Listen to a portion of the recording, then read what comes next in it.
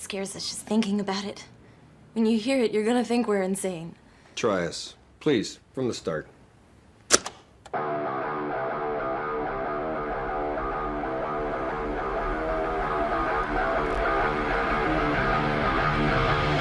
One day it was in a completely different room. It was moving around by itself.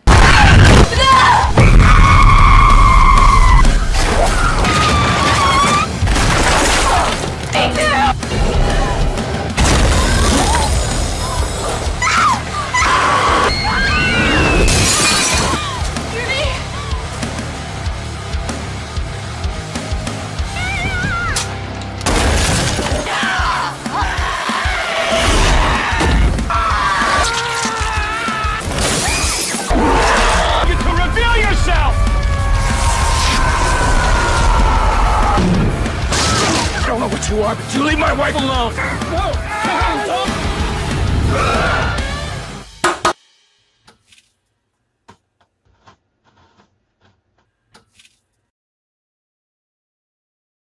Holy hell.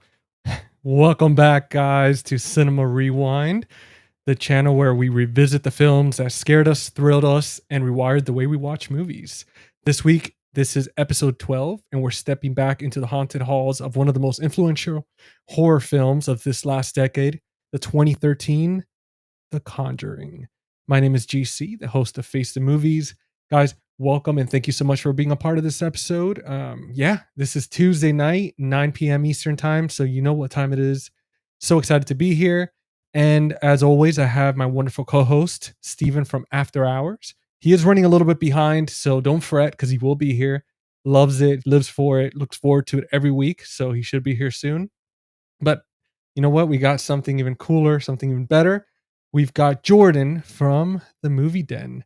And of course, we have an amazing guest. Guys, you know this face. You've seen me collaborate with him a bunch of times. Sorry, I can't even talk tonight. Jesus, it's been a long day. But we've got Tim from the Dread Broadcast and the Average Reviews. So yeah, let's go ahead and bring them on. And then we're going to go ahead and I'm going to talk a little bit about this movie and get this party started. So we've got Tim. Tim, welcome, brother. Hello. Thank you so much for having me. Dude, absolutely, man. Finally get to have you as a guest. I'm always a guest on your stuff. So I'm like, yes, man, finally we get to hang out. Yeah, you've been on every episode of the Dread Broadcast so far. And dude, I love this because even though we recorded an episode for The Average, it still hasn't aired. So this is going to beat that one. Dude, even though... I'm so damn excited for that, man. I can't wait to watch that episode. I love that movie so much. So I'm not going to spoil it, but... The Halloween series is going to be fun. So keep your eye out for that. We collaborated for a Halloween episode. So, dude, hell yeah. And then obviously we have, look at this face. This is the face of YouTube right here. Jordan. What's going on, guys? What's up, brother? And then obviously, like I said, guys, Steven will be here soon. Right now he's here in spirit, filling up the little right side where Jordan is, but he'll be here soon. And like I mentioned, we're on episode 12 already, guys. Thank you so much for getting us this far and for tuning in, hanging out with us. We are talking about The Conjuring, and this is a movie that's directed by James Wan. The Conjuring revitalizes the supernatural horror genre. gave us Ed and Lorraine Warren on the big screen, and launched one of the biggest modern horror franchises. But 10 years later, does it still hold up the same power it had when it first hit theaters, or are we kind of pretty much burned out from it? So that's what we're here to talk about. Also celebrate the new release, The Conjuring Last Rite, which I think comes out next week. So Yep. pretty excited about that. Looking forward to it. Now, let's jump in some icebreakers. I know on the last episode, that was a lot of fun. And I know Aaron really enjoyed it. So I figured it's like, you know what? Let's do it. Let's keep doing it until we get tired of it or somebody complains and they're like, dude, it's stupid. We're tuning out. But I'm going to give you guys the option. Do you want to do a serious icebreaker or do you want to do a fun one? Start fun, go serious. Okay, let's do it. Yeah. If you had to spend one night at the parent family house with 3 items, which is what 3 items would you bring with you if you had to spend a night there? Tim, you go first. All right. Immediately, my mind jumps to like, oh, bring a cross, holy water, whatever. And I'm like, no, all that did was piss the spirit off. So I'm thinking like a sleeping bag, a pillow, like stuff to just get in there, stay low to the ground, try to avoid any kind of confrontation, any kind of conflict, period. I'm not going to come in with the rosary and the crosses and just make things mad right away. This is not my style. I'll sit there, have a little sleepover in the living room, and hope I experience some stuff, but don't make anything super mad at me. Yeah. Try not to move too much. Yeah. What about you, Jordan? What do you pack? What 3 things are you packing with you, man? Well, I can tell you right now would be a Bible because I ain't messing with that stuff. That's some scary stuff, man. What else, dude? What else would I pack? Probably pack a snack. There we go. That's a good choice. Maybe some hot Cheetos or something, Oh. to get me through the night. And then I would bring a cell phone so I can call an Uber to get the heck out of there. To stay somewhere. So, Dude, just say screw it, man. I'm getting the hell out I'm of done. here. I'm not doing this. I'm right there with you guys. I think for sure I'd definitely have a cell phone fully charged. I'd have a cross of some kind, maybe the Bible, or just have, if I could get holy water. Fun fact, I am actually an ordained minister. So I would, that gives me the opportunity to, from what I read, again, I did this years ago, one of those online classes, or courses or whatever. It took me like 5 minutes, but apparently I could bless water. So I would just be standing near faucets in like a bucket and just keep throwing it everywhere, just covering myself in it. Just go at the water. Just go straight to the water pipes and just just start do it touching that way. them. So just every water that's in the house is your gold. Just turn the sink on. Start chugging a bunch of liquids and just blessing them as I'm freaking drinking them. And then, all right, so we got the fun one, and let's go for the serious one. Do you think supernatural horror is scarier when it's based on a true story, or does that label not matter to you?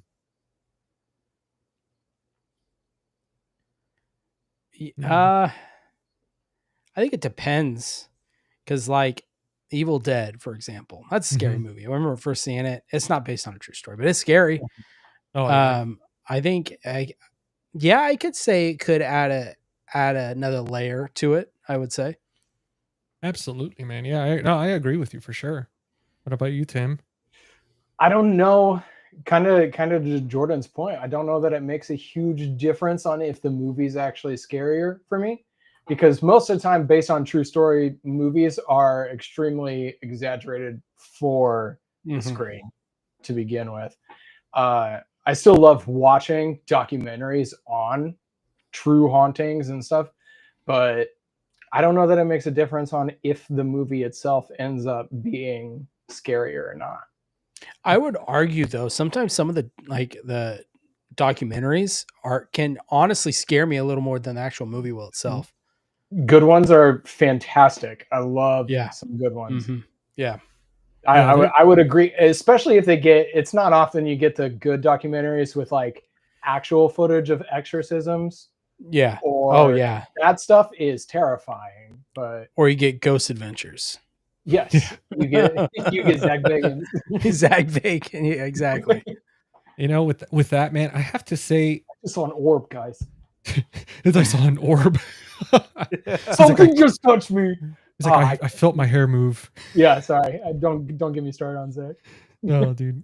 Listen, man. Like I think for me it's both. I love the imagination that people create with these fictitious movies, but then every once in a while these because when it says based on a true story, it's like I think to Jordan's point, to your point, Tim, that when they say that it's so damn exaggerated, especially watching something like, for example, I was watching Annabelle the day before yesterday. It's been a long time since I've seen it. To me, compared to the original, like the movies before that, were not as scary as Annabelle, just because of like the type of stuff I was seeing. I was like, holy hell, like this is this one was pretty intense. And even though I knew probably like 80% of it was exaggerated, I think if that movie was based on a true story, because I know the doll exists, but I don't know if that storyline with the baby and the people, and I know the Manson family, all that was real, obviously. But I don't know if they use that facts to kind of create this story for the movie or not. But definitely it was creepy as hell. But what I think these movies have the best of is in the end of it, when they show the actual audio and the footage. That's the scary part to me. The entire movie's like, oh, okay, this is kind of creepy, until they show the kid screaming or something. I'm like, holy shit. But yeah, that's it just, I guess it really depends on the story and whatnot. But I think my favorite based on a true story film isn't even paranormal. Which one is it? The Strangers. Oh yeah, that's Strangers. Oh yeah. That movie is it's crazy because it's just a terrible ending, and you know how it ends. Yeah. And you're just it's watching. A brutal watch. Yeah, you're just watching two people just like blindly walking to their death, and you can't do anything about it. Yep. I think that movie gets under my skin in like the best ways. So I think horror is effective when it is either entertaining and fun, or entertaining and like get under your skin, raw, uncomfortable. And that's what The Strangers does. Do you guys know the story that's based on? No, I've heard. So I did a series not too long ago. I haven't done it in a while, where I do horror movies based on true stories, and that was one of them. And there's been some it seems like some conflicting. Yeah, but there was the Keddy Cabin murders was one of them, and I think the director came out and disproven that and said, hey, I'm not sure. So the original one that I read was that he based it on the Manson murders. That's what I heard too. Yes. Okay. Yeah. And that is like, that was my point about like based on true story often changes it a lot for screen. Like that's nothing like Once Upon a Time in Hollywood, that's probably closer, but that idea, it was based more on the idea of somebody you don't know just breaking into your house and killing you because you're there. And that's the true story element of it. But yeah. Oh, what's up, dude? What's up, Steven? The other Steven. And then Alexander said hi earlier. Hey, Alexander, as always, thank you so much. Tuning in, supporting us as always. And Alexander was actually saying, Jordan, you might be pleased. Just saw Halloween 5 the other day. Not me, but nice. Yeah. What did you think? Love Tina. Who is Tina? I was thinking, I was like, unless it was a typo or something. Wait, I don't know. Alexander did say, last saw Conjuring Theaters terrified me the best way. Oh, yeah. That must have been an experience. I saw The Nun 2 in theaters, and man, like that surround sound when she comes out. Yeah, I saw The Conjuring opening weekend, and nice. That definitely, it scared me. Yeah. We got Aaron. Hey, hun. That's my girlfriend. She always comes on. What's going on, Aaron? And then, yeah, because that's what we got for right now in the chat. So, and it's funny, that you said that, Jordan, about talking about like seeing it in theaters and stuff like that. Yeah. So and I want to ask you guys, Tim, we'll start with you, obviously our guest and everything. What was your first experience watching The Conjuring? Did you watch it in theaters, at home? Like, what'd you think? It was at home. I distinctly remember I was coaching swimming when it was released physically. And during the summer, my swimming schedule was insane. So I would be at the pool from like 6 to 9 in the morning for practice, and then we'd have swim lessons from 9 to noon, and then I would have a break until 3 o'clock for afternoon practice. And so I set up in a classroom that was off the pool that had a projector and a screen and everything. Oh, And I had brought a futon into that classroom for the summer way before, but I brought in the DVD of The Conjuring and watched it between practices, turned out all the lights in that classroom and watched it up on a projector in the classroom. Not the best audio, but it was still a nice big screen projection. It was a decent screen, but that was my first experience with The Conjuring, and it freaked me out at like 12 o'clock in the afternoon in a school. dude, especially seeing it like in a situation like that, like in a projector. I know movies like this, when especially watching them on VHS DVD, because they're not as sharp, they feel a little bit more kind of vintage, like you shouldn't be watching it type feel to it. And it just I don't know, man. Yeah, like I could imagine that experience. Watch, especially a DVD on a projector. Like, what do you remember? What size the screen was that you had? Oh, it was like the size of a whiteboard. Oh, okay. So It it was was a like, decent size. It was yeah, a decent size screen. Yeah, dude, Nice. that's awesome. like a What about- classroom whiteboard. Yeah. I think that's like 300 inches. Okay. I Yeah, believe that it was would a be decent about, size. Definitely better than I had at home. dude. Hell yeah. I mean, anything with a projector, man. Like, I mean, the technology's getting up there, and it's like you can have your own cinema at home. Our Yeah. buddy Keith from, um, damn it, High Volume Video. Yeah, like he has this sick projector, and whenever he posts pictures, like of his setup and stuff, I'm always like, dude, that is Yeah. so damn cool. Like You never don't have to worry leave the about people house. on their phones that way. Yeah, or eating Actually, you popcorn do. I next to yell at you. my wife about it all the time. Get off your phone and pay attention to the movie. But You hear TikTok dancing on there. You're like, damn it, no. That's scarier than The Conjuring. yeah, But Jordan, I know you said that you saw it in theaters, man. Like, what was your experience like, dude, when you walked out of there? Oh, dude. Well, it was almost kind of laughing in a way, just like, can you believe, oh, I remember seeing you jump, you did this. But I remember I went with a group of high school friends. I had graduated at the time, but I had some friends from high school. We had went to go see it, and I specifically remember it had to have been the scene when it was pretty much, it was in the beginning when I forget the main character's name, the woman who's the mom with all the girls, Yeah. where she is lighting. It's the famous scene where she's looking down the staircase and lighting the match right before the clap. And someone had brought a beer bottle into the theater, and it was dead silent. And everyone's, on edge, and you hear that beer bottle just hit the floor and break. Dude, I'm not kidding. I squealed. A few of my friends squealed. A bunch of dude, but it was so fun looking back. But it was definitely one of those scary movies that does kind of stick with you. Like when you get home afterwards, you're kind of turning on all the lights as you walk down the hallway. Double checking everything. Speeding past stop signs, which I don't recommend. If you see someone just kind of standing right there, you can't be too careful. Get out of there. So, dude, I love that you said that scene, because I remember seeing that movie in theaters and having that exact creeped out scene where I said, what the hell? And then when we watched it recently, less than a week ago, and I have a decent sound system. It's not 5.1 or anything. I think it's like a 2.1, but I had it pretty loud. And I remember that scene where the hand comes out and claps, and I actually went, Jesus Christ.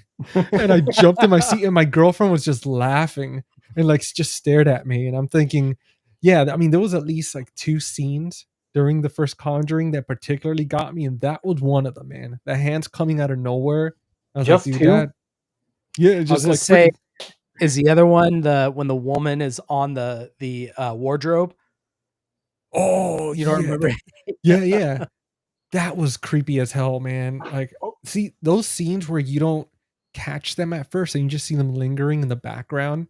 Those are the ones, because once you realize, you're like, oh, holy hell, like that's not a coat, that's a person. Well, there's one scene where Joey Keane, I think her name is that her name? Joey King. Yeah.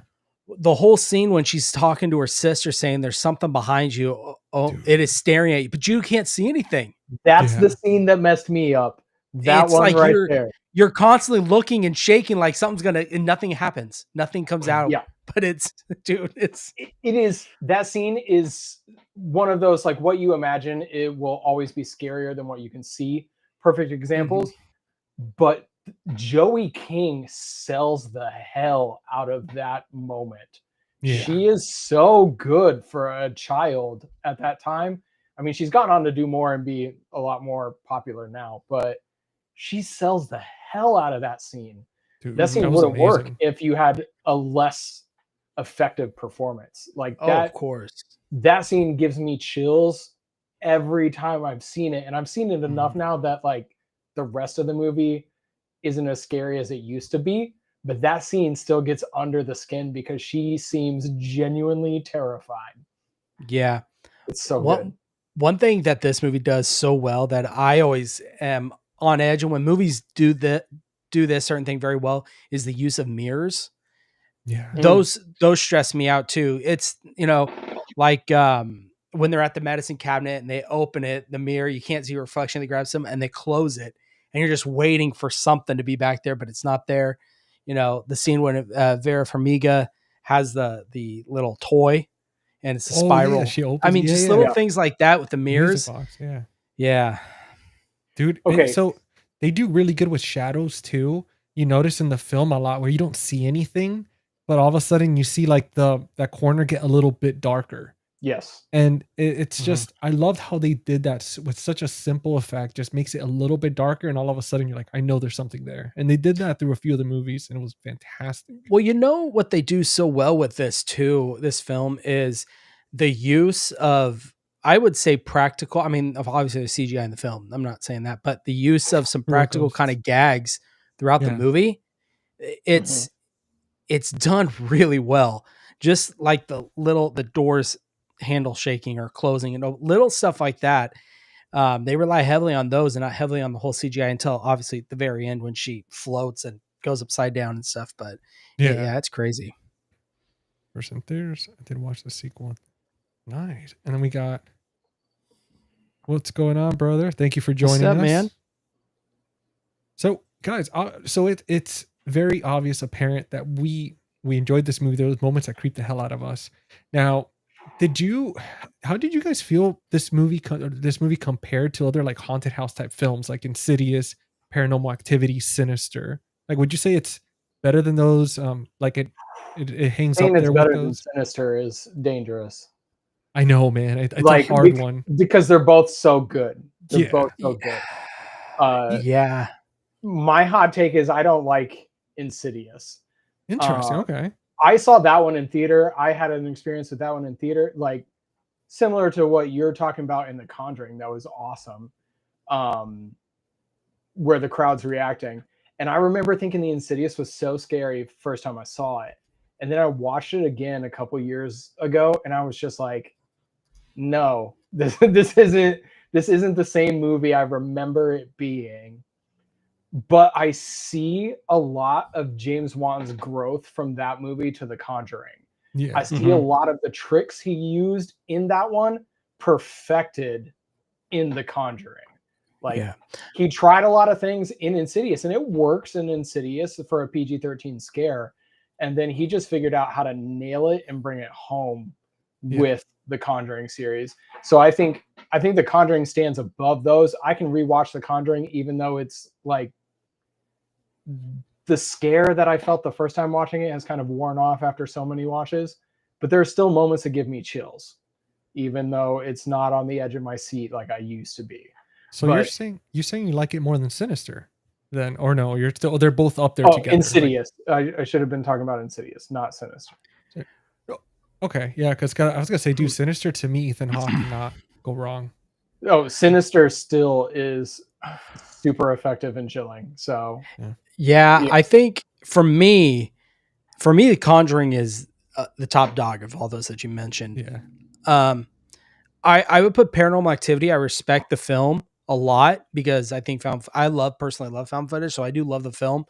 But it's Insidious, I wonder sometimes if he was, yes, you could tell that he did perfect all of his stuff, took what he learned from Insidious and threw it into The Conjuring. But I wonder if it was, if if he was able to get an R out of the film and not stuck with the PG-13, how much different, or it was, would he be able to do, would the scares be more effective? I guess what I'm trying to say, if he was able to get an R rating out of that film. I mean, That's we'll true. never know. It's just a speculation, of course. Yeah. Yeah.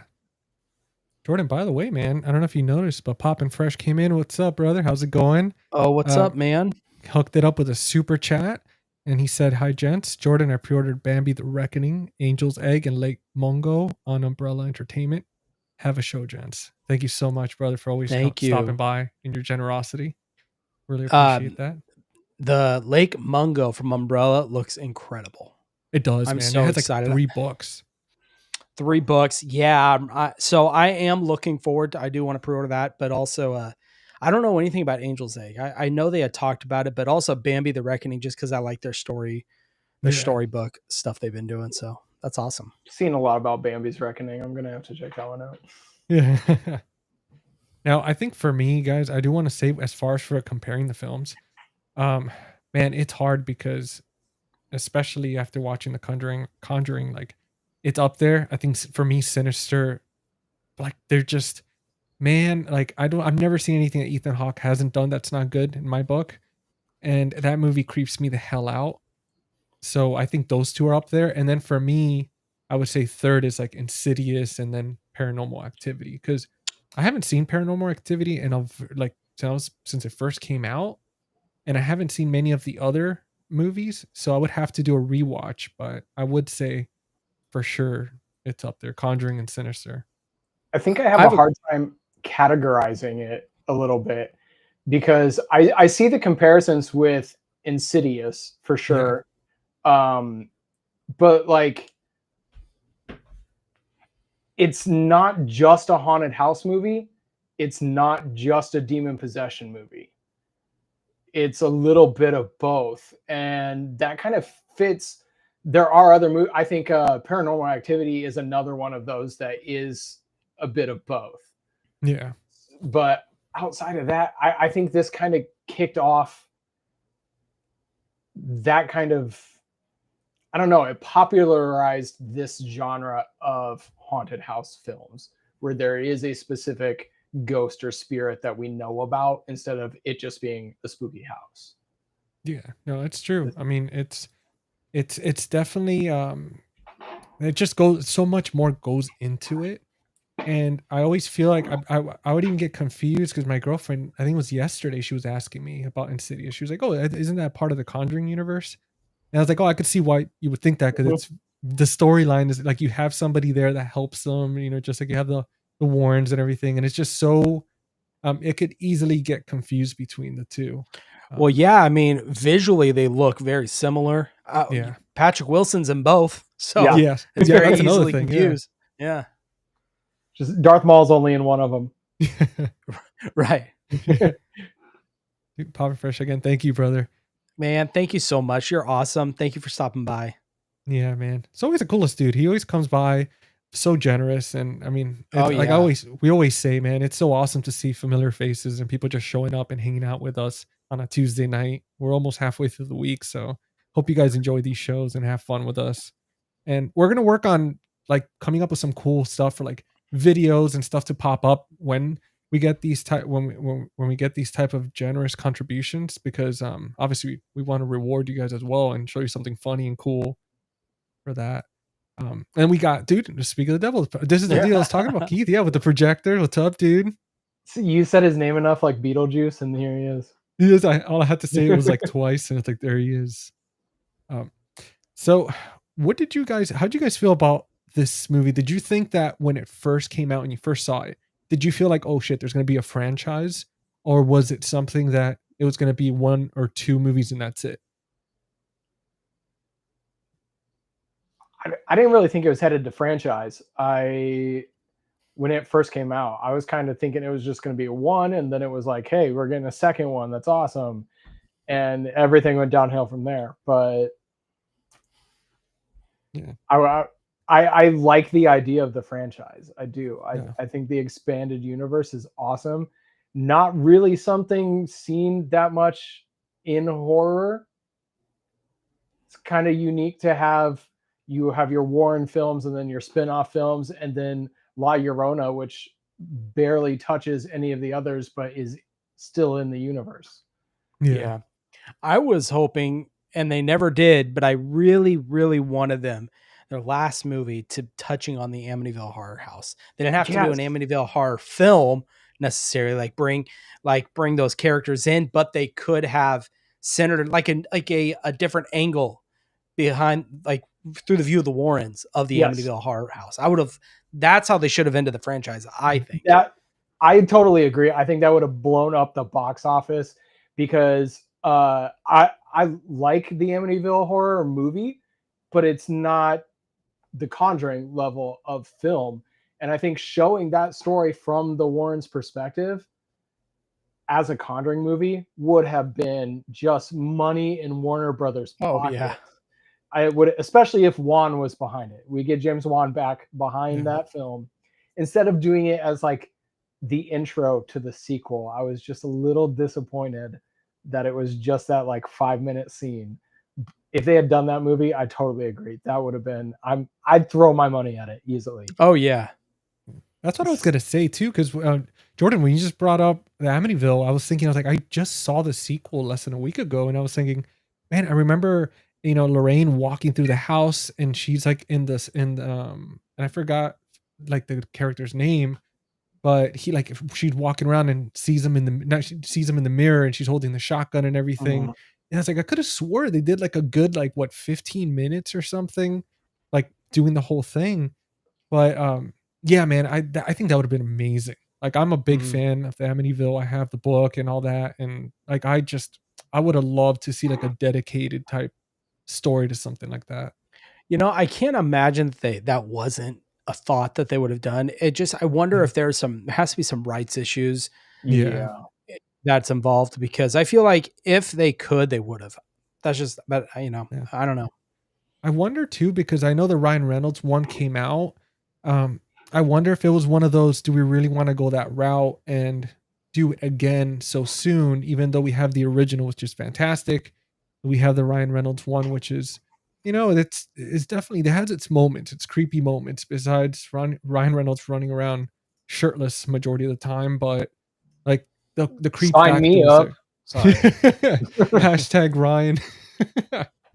But yeah, man, I mean, I feel like that would have been fantastic. And there's so many other, I just feel like the fact that they're ending it with this last rights movie, it's kind of a bit of a bummer, because there's so many franchises where kind of like we're ready for them to die.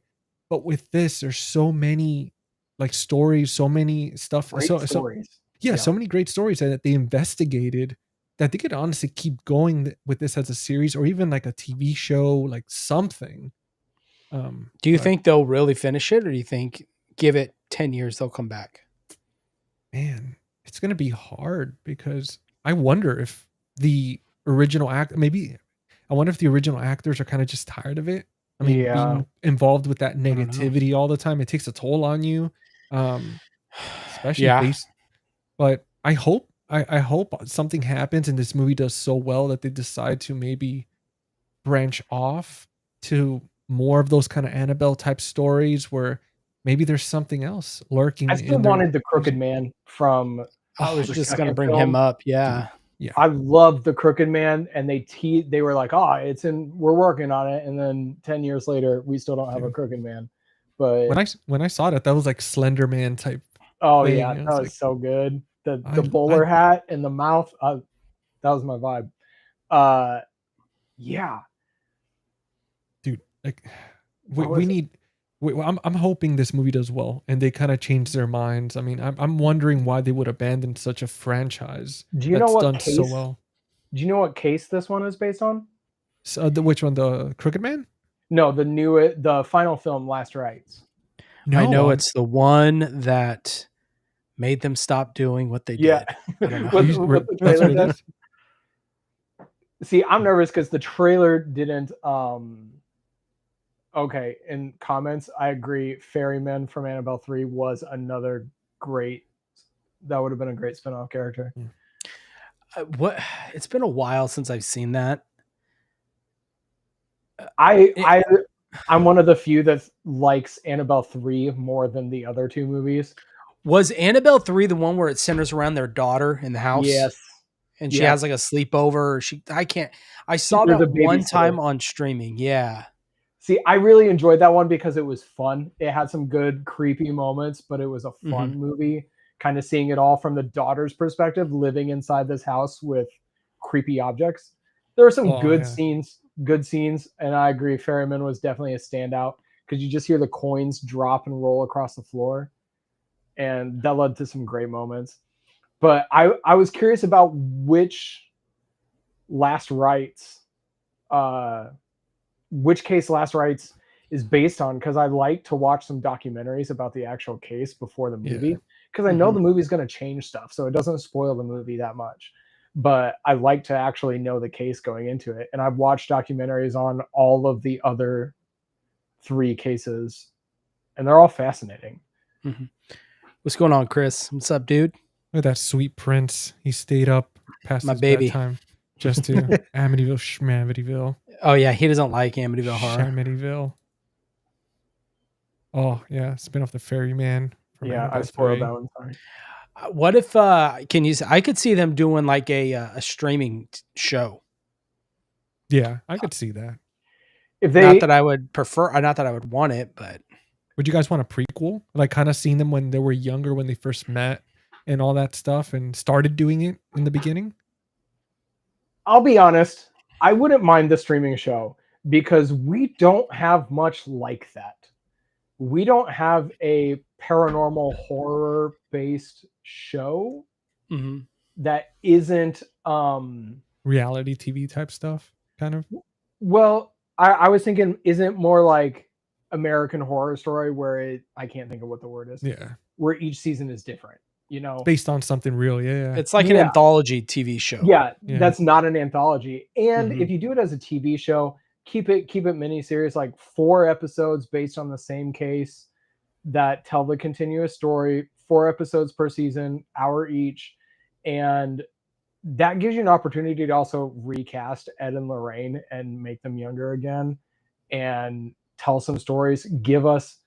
I wonder if they just didn't touch Amityville because it's such a well-known story. They didn't want Yeah. to touch it because even The Devil Made Me Do It isn't a super well-known story, so they went that direction instead. Mhm. The Last Rites, we don't know the story at all. I can't think of it. I just asked you guys, and outside of the marketing, we're not sure what the actual Yeah. story is. Yeah, I have no clue. So they Yeah. tend to go for those cases. So I think that's probably why. But I would watch a short season of a streaming show. I would tune in for that because especially if you release it like one every October, and every week in October we get to tune into Ed and Lorraine on a new case. Sign me up.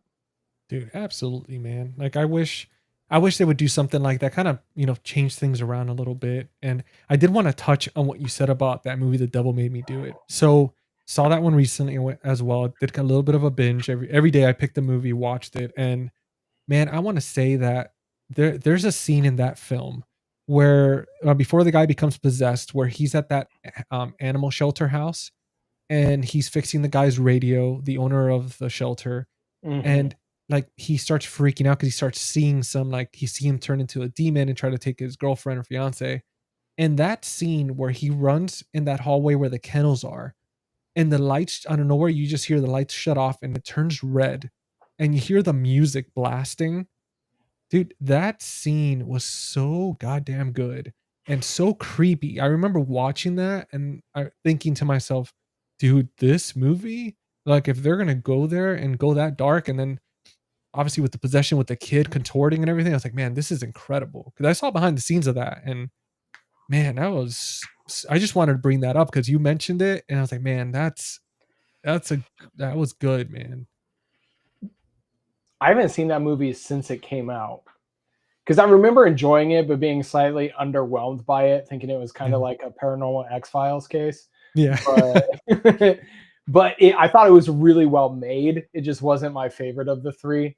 Yeah. I Yeah. definitely think it's because I'm partial to James Wan and his visual eye for the film, but it was still well made and really looked really good. I need to revisit that before this fourth one.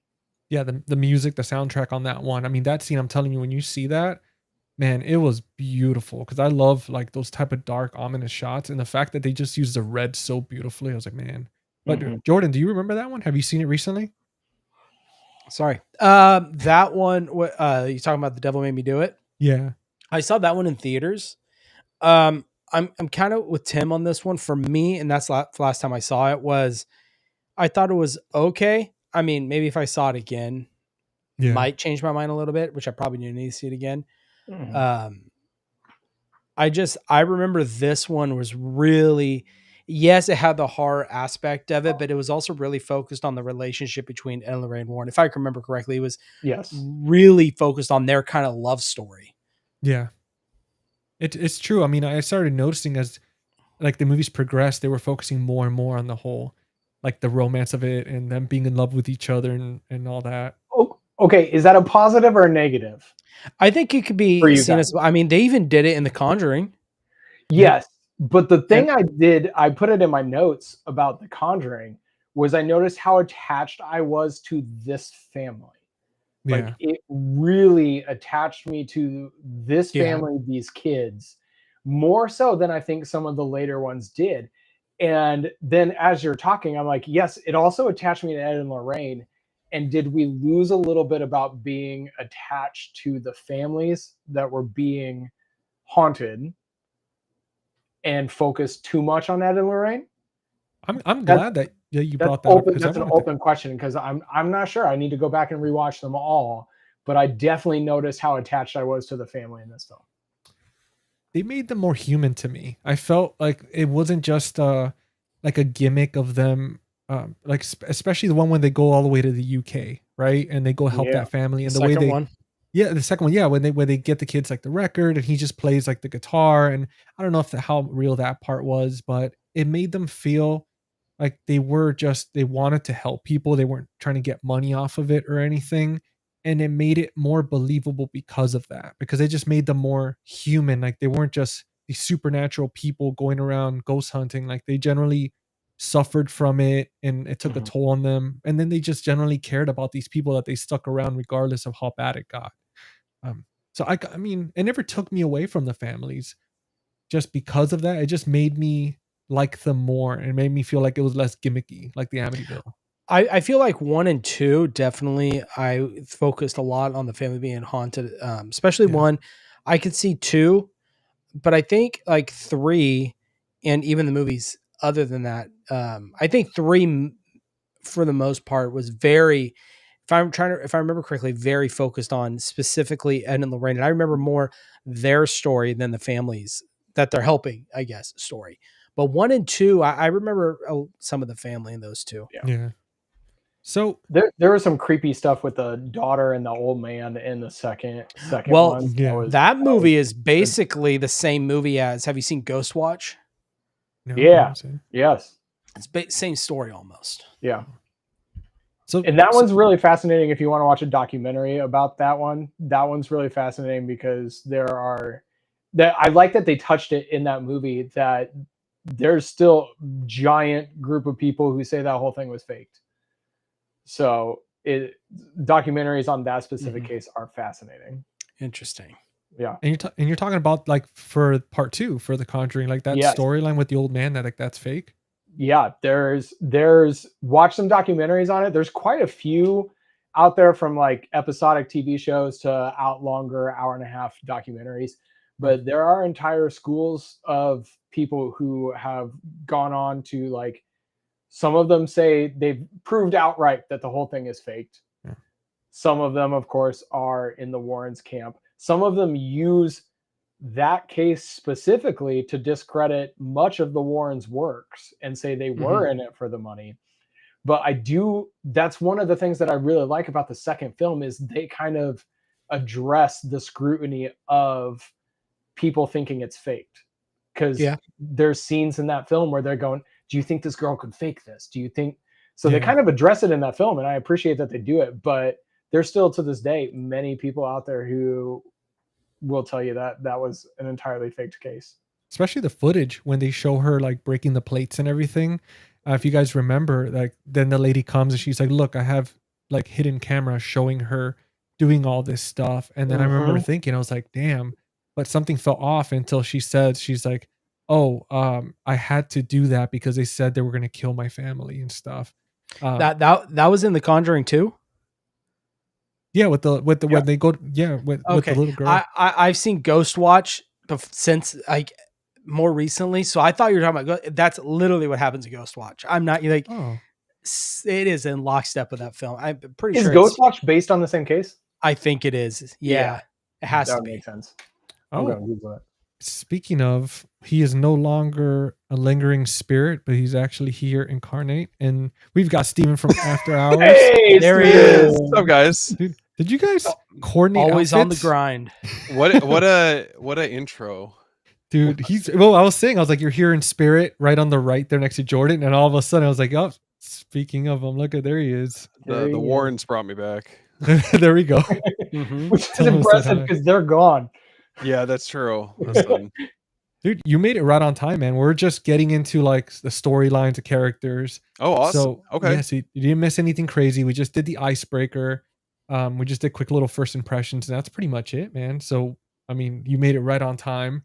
Awesome. But Steven, now that you're here with us, we're gonna do a little quick little rewind as we do here.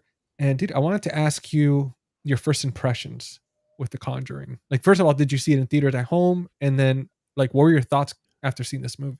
So I actually saw this movie back when I was up at school. So I just remember at the time I went to the movie theater to go check it out, and there was no one that was there for the weekend. Like none of my roommates at the time were there, and I went to the movies, had a blast seeing it, and then it was like after that point, letting it sit with you, and you're all by yourself in this townhouse. I was like, oh, I think this was a really bad idea. Was it This all was the a lights mistake. on situation? Yeah, I was like, I literally, as I'm going downstairs, I was like turning the lights off as I was going down to my room. I'm like, okay, well, Yep. I'm good on the Conjuring for a while. Yeah, this is how it ends. This is my nightmare. Oh, we got there you go. What's up, Yep, Cole? How you doing, he's man? here. Told you guys. You see, I mean, that's it, man. Steven, you know, even if he's a little behind, he's gonna be here. Look at him. Listen, I'll come through. I promise. That's right. I mean, I was telling everybody earlier. I mean, this is something we all look forward to every week, hanging out and stuff. So I was like, Absolutely. he's gonna be here. Now, dude. So telling us about your first experience, I want to ask you guys. So with this parent family, right, with the first Conjuring, Mhm. did you feel like it was an authentic type story, or did you feel like it was kind of one of those horror tropes type situation? I thought it was felt pretty. authentic. Yeah. Yeah, it felt like a real family. Did you guys get kind of a similar Amityville horror type vibe to it? Like with at least, Yeah. or at least with the family, right? Yeah. Like that family dynamic. That's kind of the first The thing I brother thought. sister dynamic. Sorry. That's Amityville From 2. what? Amityville 2. Oh God. Yeah. Hopefully they don't ever go in that direction. No. And now I want to ask you guys: do you think Ed and Lorraine Warren, right, Patrick Wilson and Vera Farmiga, do they elevate the film at all, or does the movie elevate them? Ooh, that's a tough question. I think they're fantastic. Mhm. I do think they're fantastic. But I will say, like I said a couple minutes ago, I noticed how attached I was to the family in this film. Yeah. And I think the family in this film is part of what makes this specific one so good. Yeah. Is Mhm. the surrounding cast. Because if we didn't have additional movies with Ed and Lorraine, I might phrase that differently, but I do Mhm. think the supporting cast of this film elevates this film. I think it does. I think that the family, becoming a little bit more like you feel like it's like a little bit more intimate with getting to know the family dynamic that they have, and obviously like the Warrens come in to the picture, and kind of what that dynamic looks like amongst the Warrens and the family itself. But yeah, I think for this one, the character development feels probably the strongest out of all of them across the board. Mhm. I would have to agree. And I was just thinking, I mean, you can easily, I could see, let's say the first movie happened, you could easily make sequels of the film following that family, Mhm. sequel movies following the family, if anything else happens to them, just as you could the Warrens. So that's why I think the family is so important to this movie, and they do a really good job at making the audience feel for them, understand them, feel like Mhm. they're a part of the family watching it. So I love what Jordan's saying. I actually put that in my notes. One of the things James Wan does so well in this film, in all of his films, he's excellent with the camera, with camera movement, and using the camera to tell a story in ways a lot of directors don't. But I wrote in my notes, I said, there is so much camera movement in this movie. It's amazing. Mhm. Just instead of static shots, he'll just pan a little bit. And it gives the viewer the sense that you are there. You are peering around corners and wandering down the halls with these Yeah. characters.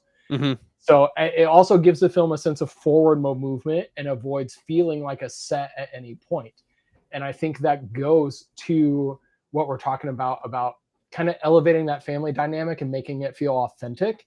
Is his choice of camera movement in there, I think, lends authenticity to the set that they're on.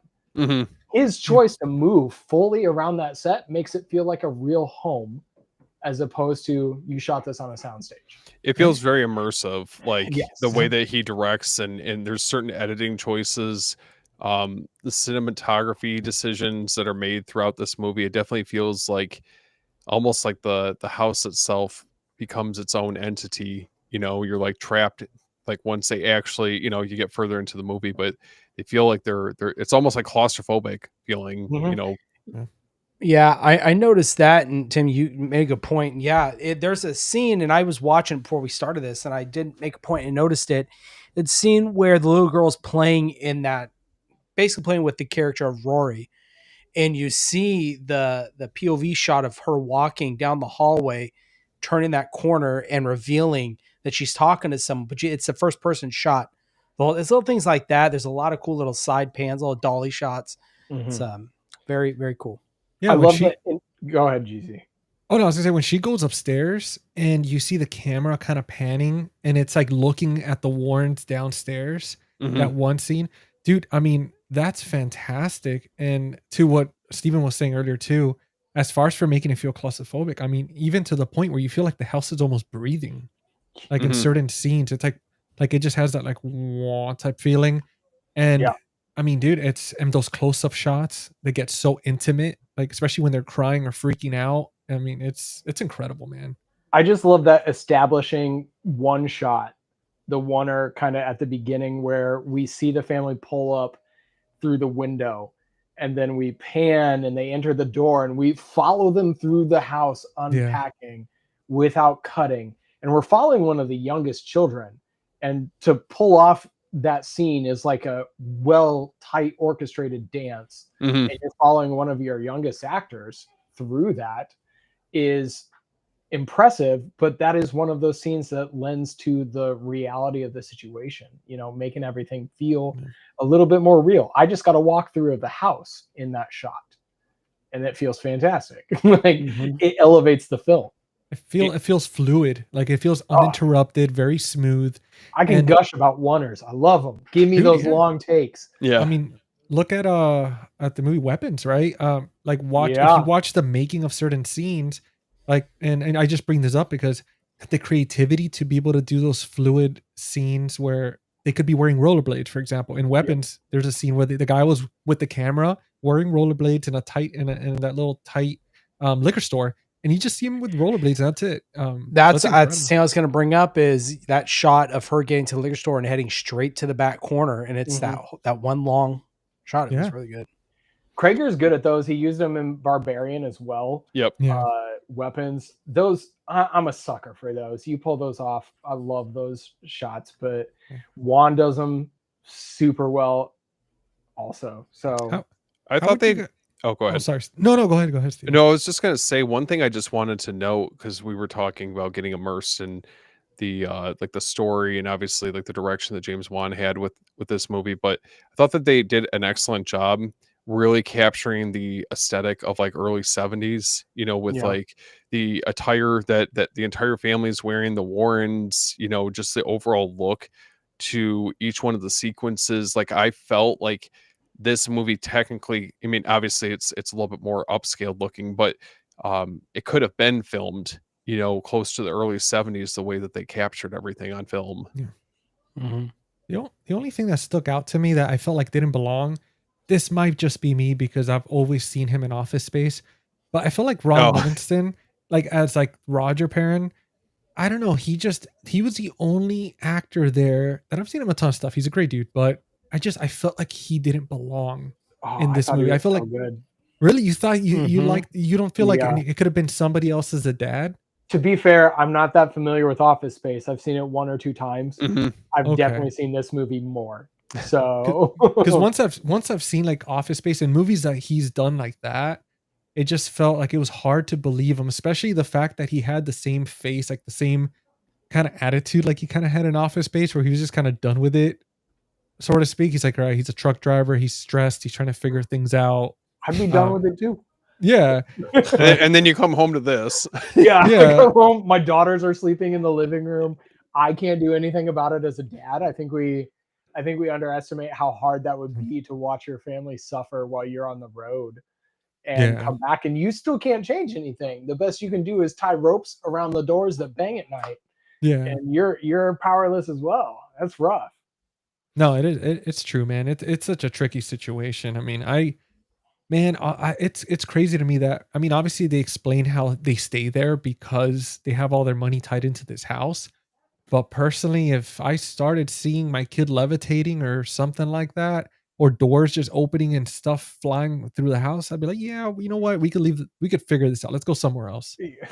But I Not felt like being you were able so- to the Oh, no. smell of Go ahead. rotting meat and not being able to find its source might be Yeah. enough for me to like that alone. No thanks. I can't find where this is Yeah. coming from. Gotta move. I love that in this movie in Amityville Horror, like I don't know what type of money they have tied up in either of these houses, but I'm like, at some point, I think you guys, like both of these families, kind of have to draw the line and just be like, Yeah. look, I don't think this needs to be like a mutual parting. Cut your Yeah, losses. just cut their losses. Just say, you know what? Like I'm good. I guess I'm writing this off as a loss.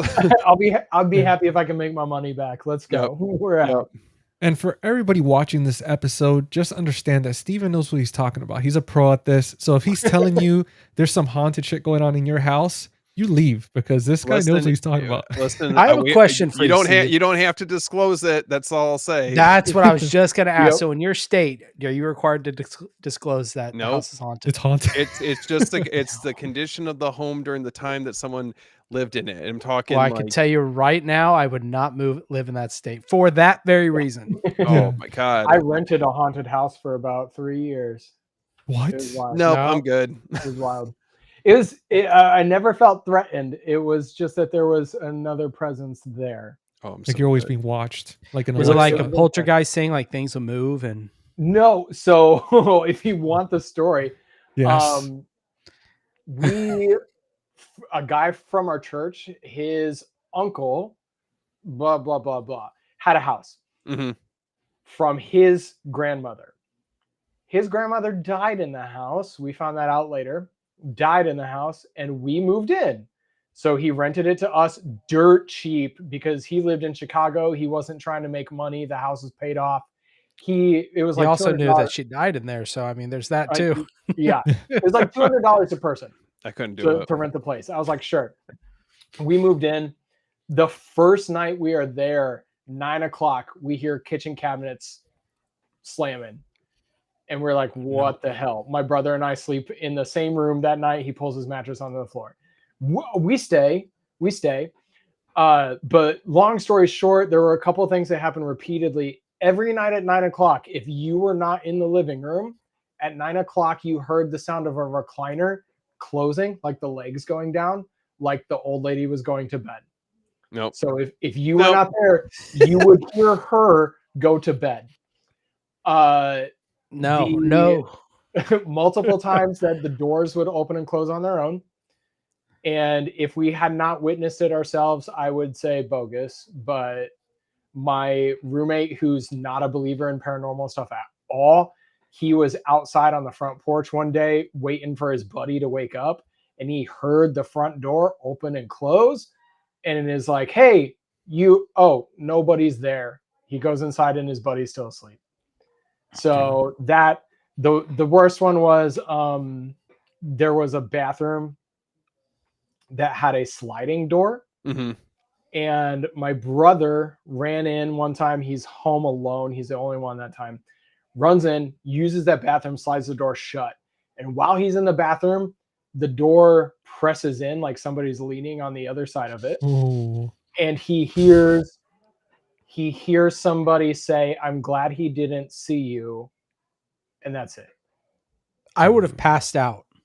He moved out. He was genuinely terrified from that moment. The only other weird thing was I had like a toddler, 3, 4. I don't know what talking toddlers are like. But like brought paper plates for people who were here eating, and she brought out a stack of plates, and there was one extra, and we were like, "Who is this for?" And she said, "For grandma." She didn't know that grandma died in that house. Oh. And hold on, because I feel like kids are a little bit more in tune with that type of stuff, and that's what you like when you were talking about that type of stuff. I'm like, I mean, we're not able to see what they're capable of seeing, Right. at that age. Well, it's almost as we don't have to get too spiritual, but I mean, it's almost as if they're more innocence that you have, the less tainted you are. And even animals, you hear about animals being able dogs being able to see things. So, I mean, dude, that is, so that's my haunted house story. I never felt threatened, just felt like there was something there. So it was a weird time. Dude, I gotta say, first of all, Tim, I am loving the fact that we were able to, I was hoping, because that was a question for me I did want to ask you guys, since we're talking about obviously The Conjuring based on a true story. But dude, this is the first on the series that we have somebody come in and be able to give us like a ghost story like this. I wanted to ask the people who live there now, but just walking up on the door to the strangers and being like, "Hey, I used to live here. Do you?" Oh my god! For you guys, what? Oh no, go ahead, Steven. Oh no, I was just gonna say, there was a house that's next door to us, and the house, I actually ended up listing the house. This was like within the last year or so, and I just remember going through, and I was getting everything set up in it. We were over there getting everything cleaned up, and we have Michigan basements in older homes here. I don't know if you guys are familiar, it's just lower ceilings. It's more so for storage. It's not really you couldn't really go in there and finish the basement out. But I will never forget going down there, and I just felt so uneasy because someone actually had died in the home before. Still kind of not exactly clear on what happened, but there's always been some weird stuff with that house as far as what's going on with it. And I'll never forget, my wife and I were down there kind of cleaning things up, trying to make it look as presentable as possible to list. And I go down there and I was like, I'm not comfortable with this. And I'm never like that. You know me, I've seen countless horror movies, but when it comes to the real stuff, or just kind of trusting your gut on things, I'm like, I don't feel comfortable with this. Do we want to go too deep into this? I've got some questions about some deep real life stuff. If you want me to go there, listen. Steven was running a little behind, so we're gonna make it up to him, and we're gonna go there, guys. If you're watching this, comment if you're enjoying this. Let us know your ghost stories. And we actually summoned someone that's big into the horror and spooky. What's up, Aaron? Thank you so much. Aaron. What's up, dude? He was our previous guest, so came to say hi and hang out. But yeah, dude, let's go there. Okay, I'm curious now. All right. For anybody who's paid attention to my show, I'm a Christian. I believe that the spiritual world is a real thing. It affects us daily more than we realize. So I do find haunted paranormal movies tend to freak me out more. Yeah. I'm not going to mess with a Ouija board. Hell no. No. Staying out of that. I'm good. I believe that is inviting negativity, literal demons into your life. Not going to touch that. But there's that reality as well. But I also have heard, and my favorite theory, kind of on ghosts. So if you ever watched Ghost Hunters back in the day, I loved that show. But they had different categories of hauntings. They had the residual haunting that is like a memory, and then they had the intelligent. And the way somebody described a residual haunting to me has stuck with me forever, and I kind of believe it, especially after living in the house that I described, because the stuff I experienced was more like a memory than an interaction, personally. And someone explained to me that all living things give off energy the entire time they're alive. You give off energy forever. And they kind of explained that ghosts, in some cases, are like stars. We see their light long after they have passed. Yep. So we experience sounds or whatever long after the energy, the being is past. The energy they created lingers, not stays forever. It's not intelligent, whatever. But that's why we might hear noises, why we might experience little things that don't seem intelligent. So I'm asking kind of where do you guys stand on that? I'm not saying I think that makes sense to me, but I don't know if I fully buy it. Also, like I said earlier, I'm a Christian, so I fully believe there are also evil things out there. Oh, 100%. That are here to mess with you. And I think those are different. I think those are more malicious on purpose, or they don't seem malicious up front. There's, after we answer this, there's something that I want to bring up, because jumping off of what you're saying, there was like an incident that happened, but I'll let you guys obviously like chime in and this conversation could get real deep, guys. I'm gonna tell you right now. Listen, let's do it. Why I asked if it was okay. Dude, let's do it, man. So I'm in the same camp as Tim. For the most part, I'm a Christian, and so I do believe that. Look, I think, and some people might not believe this, and that's fine. You know, I think everyone, like you said, especially if you are in that camp as a Christian, every human everybody has a soul, I guess is what I'm trying to say is. And so there is that other aspect realm, other realm that we live in. And I mean, you even look into, certain scientific discoveries, they're discovering, okay, maybe there's more to what we always thought was. I've heard things, aliens really, no, we don't think they're actually, they're internal or internal dimensional type of beings. They've always been here. They kind of pop in and out, but they're still here. That being said, I think there's a phrase that Ed Warren uses in this movie, in The Conjuring, where he says, it's right at the beginning when he's talking to the college students about Annabelle, and he's like, look, they can't inhabit objects. It was a way to get to you. That's what they're really after. And I full-heartedly believe in that 100%. And just as much as there's the evil stuff, there's also the other side, right? You've got two sides. And I think there's more going on than what we see through our everyday lives. And I think it's almost like realms. There's other, I sound like a kook. There's other realms it's like a shear that they pass through every now and then. That's kind of the stuff we see. And it's perfect example, as you see, like when younger kids, they can see that stuff. When people are about to die, they say they see things. Yep. Man, I'm getting chills talking about this. This is crazy. My grandfather had like a 2-month slow descent to death. And in those last couple of weeks, he would reach out while laying in bed. to something we can't see. Mm. So And it makes you totally, wonder why sometimes people say they see things in the corner of their eyes. yep. Certain dreams that people have. It's very, very interesting. I think there's a lot more than what we see, what we know, and that's I'll leave it at that because I don't want I to don't go think you way sound too like a deep. kook. But No. dude, I've not been, at I've been all. watching YouTube videos about Nephilim all week. So you know, Oh, don't the even get Nephilim. started with that. Here we Yeah. go. Yeah, that's You're like, going to be talking about the Watchers on Mount Hermon and all that yes, stuff. the Come Book on of now. Enoch. Let's go. Listen, I'm gonna tell you guys right You're now going on that another level.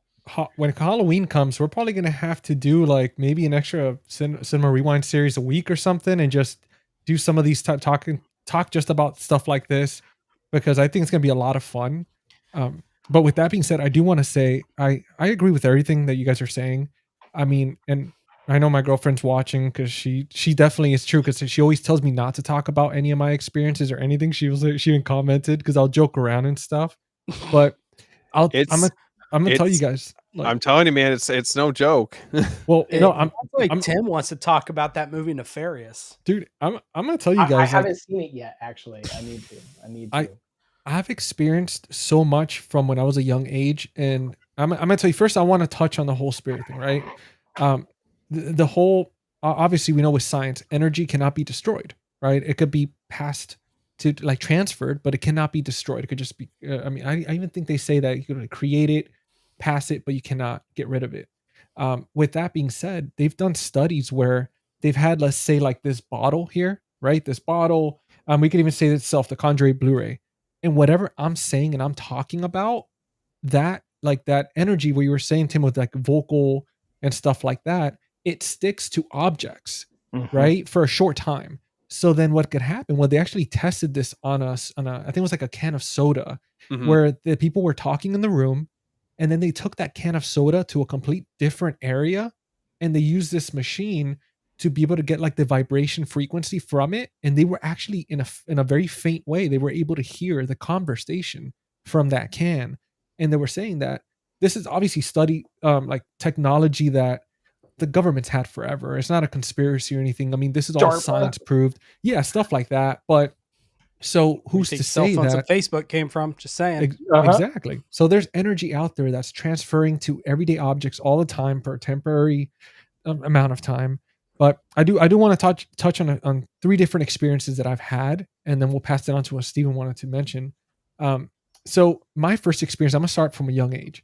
I remember living in this apartment. And I was a little kid. I was probably like 6 years old at the time, 7 years old. But I remember this vividly because I remember that every night you would hear like a bunch of random banging sounds, right? And this first started, I think, a few weeks into moving into that apartment, Mhm. where in the morning, and it was just like a horror movie type thing, where every cabinet's open, every drawer's open, and it's just it kept happening, and there was always a spoon and a cup, like and a cup of water filled to the brim, sitting on the counter.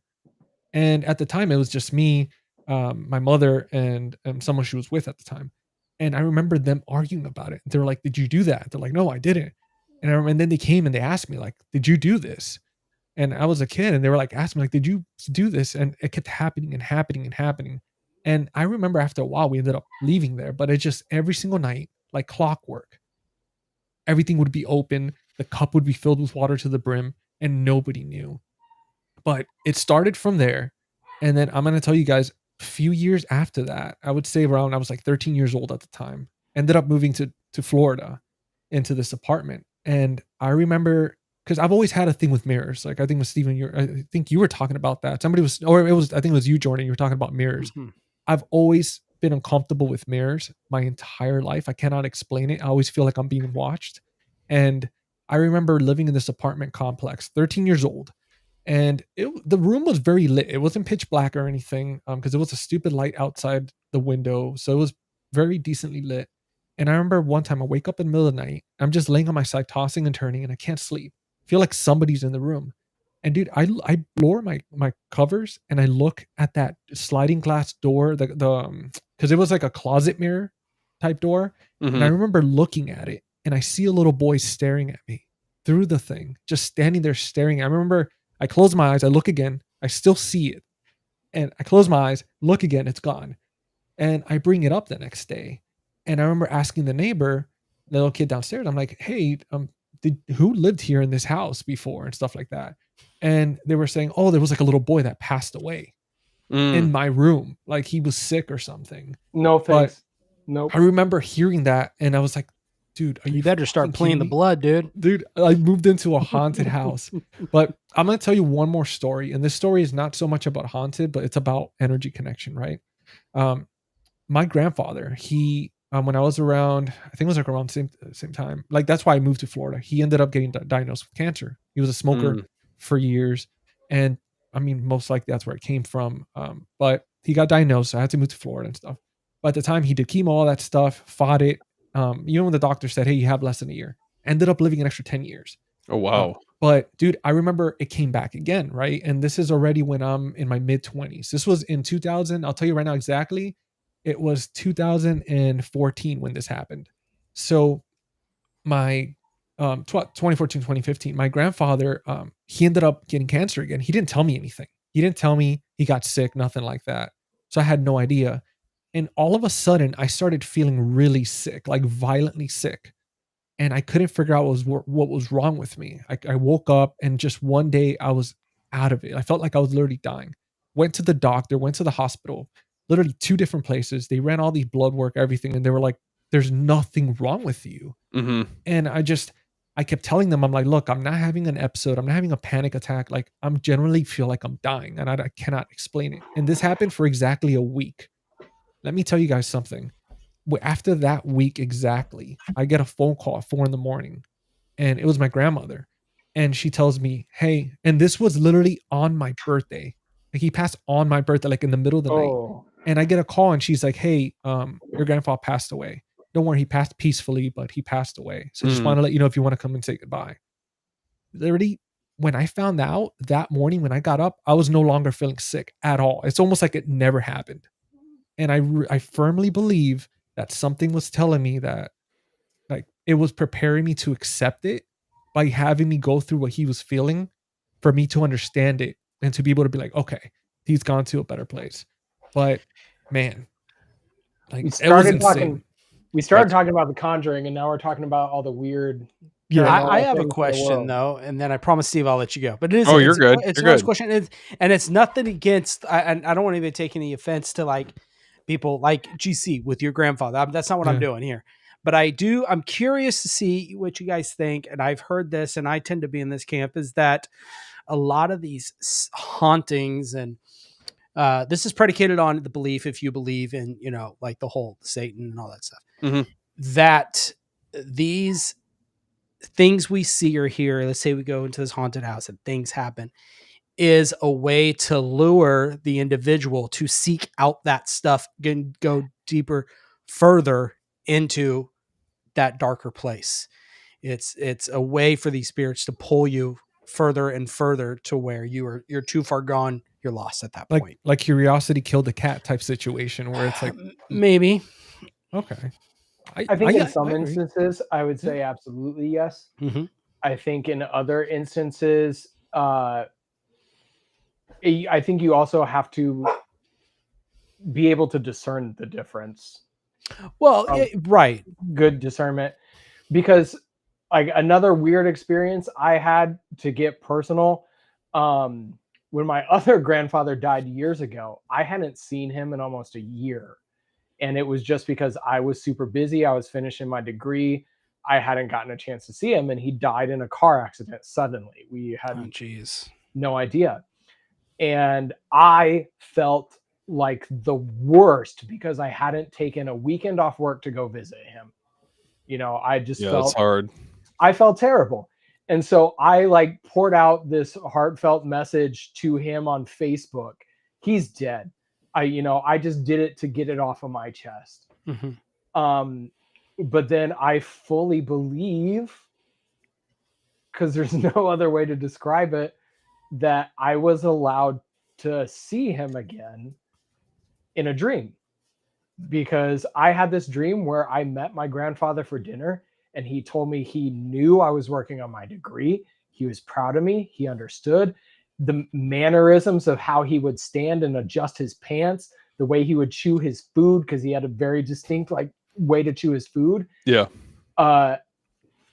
I believe I was allowed to hear the message I needed to hear, that he wasn't upset with me. He didn't take it personally. You know, I believe that where the bad things also happen, we're also given some good moments. We're also given some moments of light, and it takes that proper spirit of discernment to understand, like, oh, should I maybe get a Ouija board and now contact my grandfather? Well, No. and that's where I was angle I Yeah. was going at, is what you Okay. just said. Yeah. I'm not touching Ouija board. Heck no. Yeah. Well, let me ask you with that dream, because I know that. So if we all look back at our dreams, anytime you interact with somebody, their face is always blurry. So the time that you're actually able to see the person, because I don't know if you noticed this, I've had I went into that. I kind of started studying it for a bit, like lucid dreaming, all that stuff. And it was always something that no matter what, you know who's in the dream, but you can never see their face. But did you, for you, Tim, like, were you able to see your grandpa's like Yes. face completely? I can tell you the restaurant we sat at. I can tell you the booth we sat at. I can tell you what he ordered to eat. Like, it is the most vivid dream I have ever experienced in my life. And that is why I think it was something more than just a dream. I've never had an experience like that before. Never had an experience like that after. I think it is because I was going through such an emotionally tumultuous time of feeling guilty that my grandfather died thinking I didn't care about him. You know, it was rough. And I think I was given a moment. I didn't get to talk to him in the dream. He talked to me. And it was like, I'm proud of you. I know you're working on your degree. Don't worry about it, between bites of food. And that was it. And that was all I needed. And then I was at peace with losing him, you know? Wow. So it's a wild story. We're talking about The Conjuring, and now we're here. So, Well, hey, listen, Steve. I was gonna say we're conjuring stories here, man, too. So, but you do got Tim, you do got a question from Beef Cheeks on the Streets. yeah. He says, "Good show, guys. Thank you so much, Beef Cheeks on the Street, for hanging out with us. And it's always great to see that user handle." Absolutely. But yeah, he was asking about. I think you were talking about earlier about a residual haunting. My rental, yeah. I definitely think it was residual. I think it was a loop of that grandma's life that we kind of, GC, you were talking about the objects capturing the energy. Yeah. And I definitely think we were just kind of hearing the residual effects of every night going to bed. You know, Jeopardy's over, close the recliner, head to bed. Yeah. I think that's what that was. I don't think she was there in spirit. I think it was energy. And we do got Aaron sharing a little story. He said he lived on a supposedly the most haunted street in Salem, Massachusetts for years, and doing laundry in a basement was very creepy. Avoided turning my back. Dude, anything that has to do with attics or basements, like, I never turn my back, just because I've seen enough horror movies to know that if there is something there, I'd rather not see it. Like, just like Especially a Michigan unsettling. basement. yeah. Larissa, Jordan, your wife. Uh-oh. I didn't even know she was watching. I'm like, great. Now she's gonna not be able to sleep tonight. GC, you're in deep now. Good And luck. And we got Jeff here. What's up, Jeff? Thank you, Hey. buddy, Steve, for joining you were us. gonna share something. Yeah, go ahead, brother. Yeah, so kind of jumping off of like what you guys were talking about earlier. So I kind of wanted to get your feedback on this, or just anyone that's joining us tonight. But so not to obviously get on like a down note, but my dad had passed away back in 2011, right? So fast forward to a number of years later, and my brother, it was seeing someone at the time who was very like, I want to say very in like, I don't want to say in tune with more spiritual stuff, but like kind of more in the know about it, and would seek out like mediums and psychics and things like that. Okay.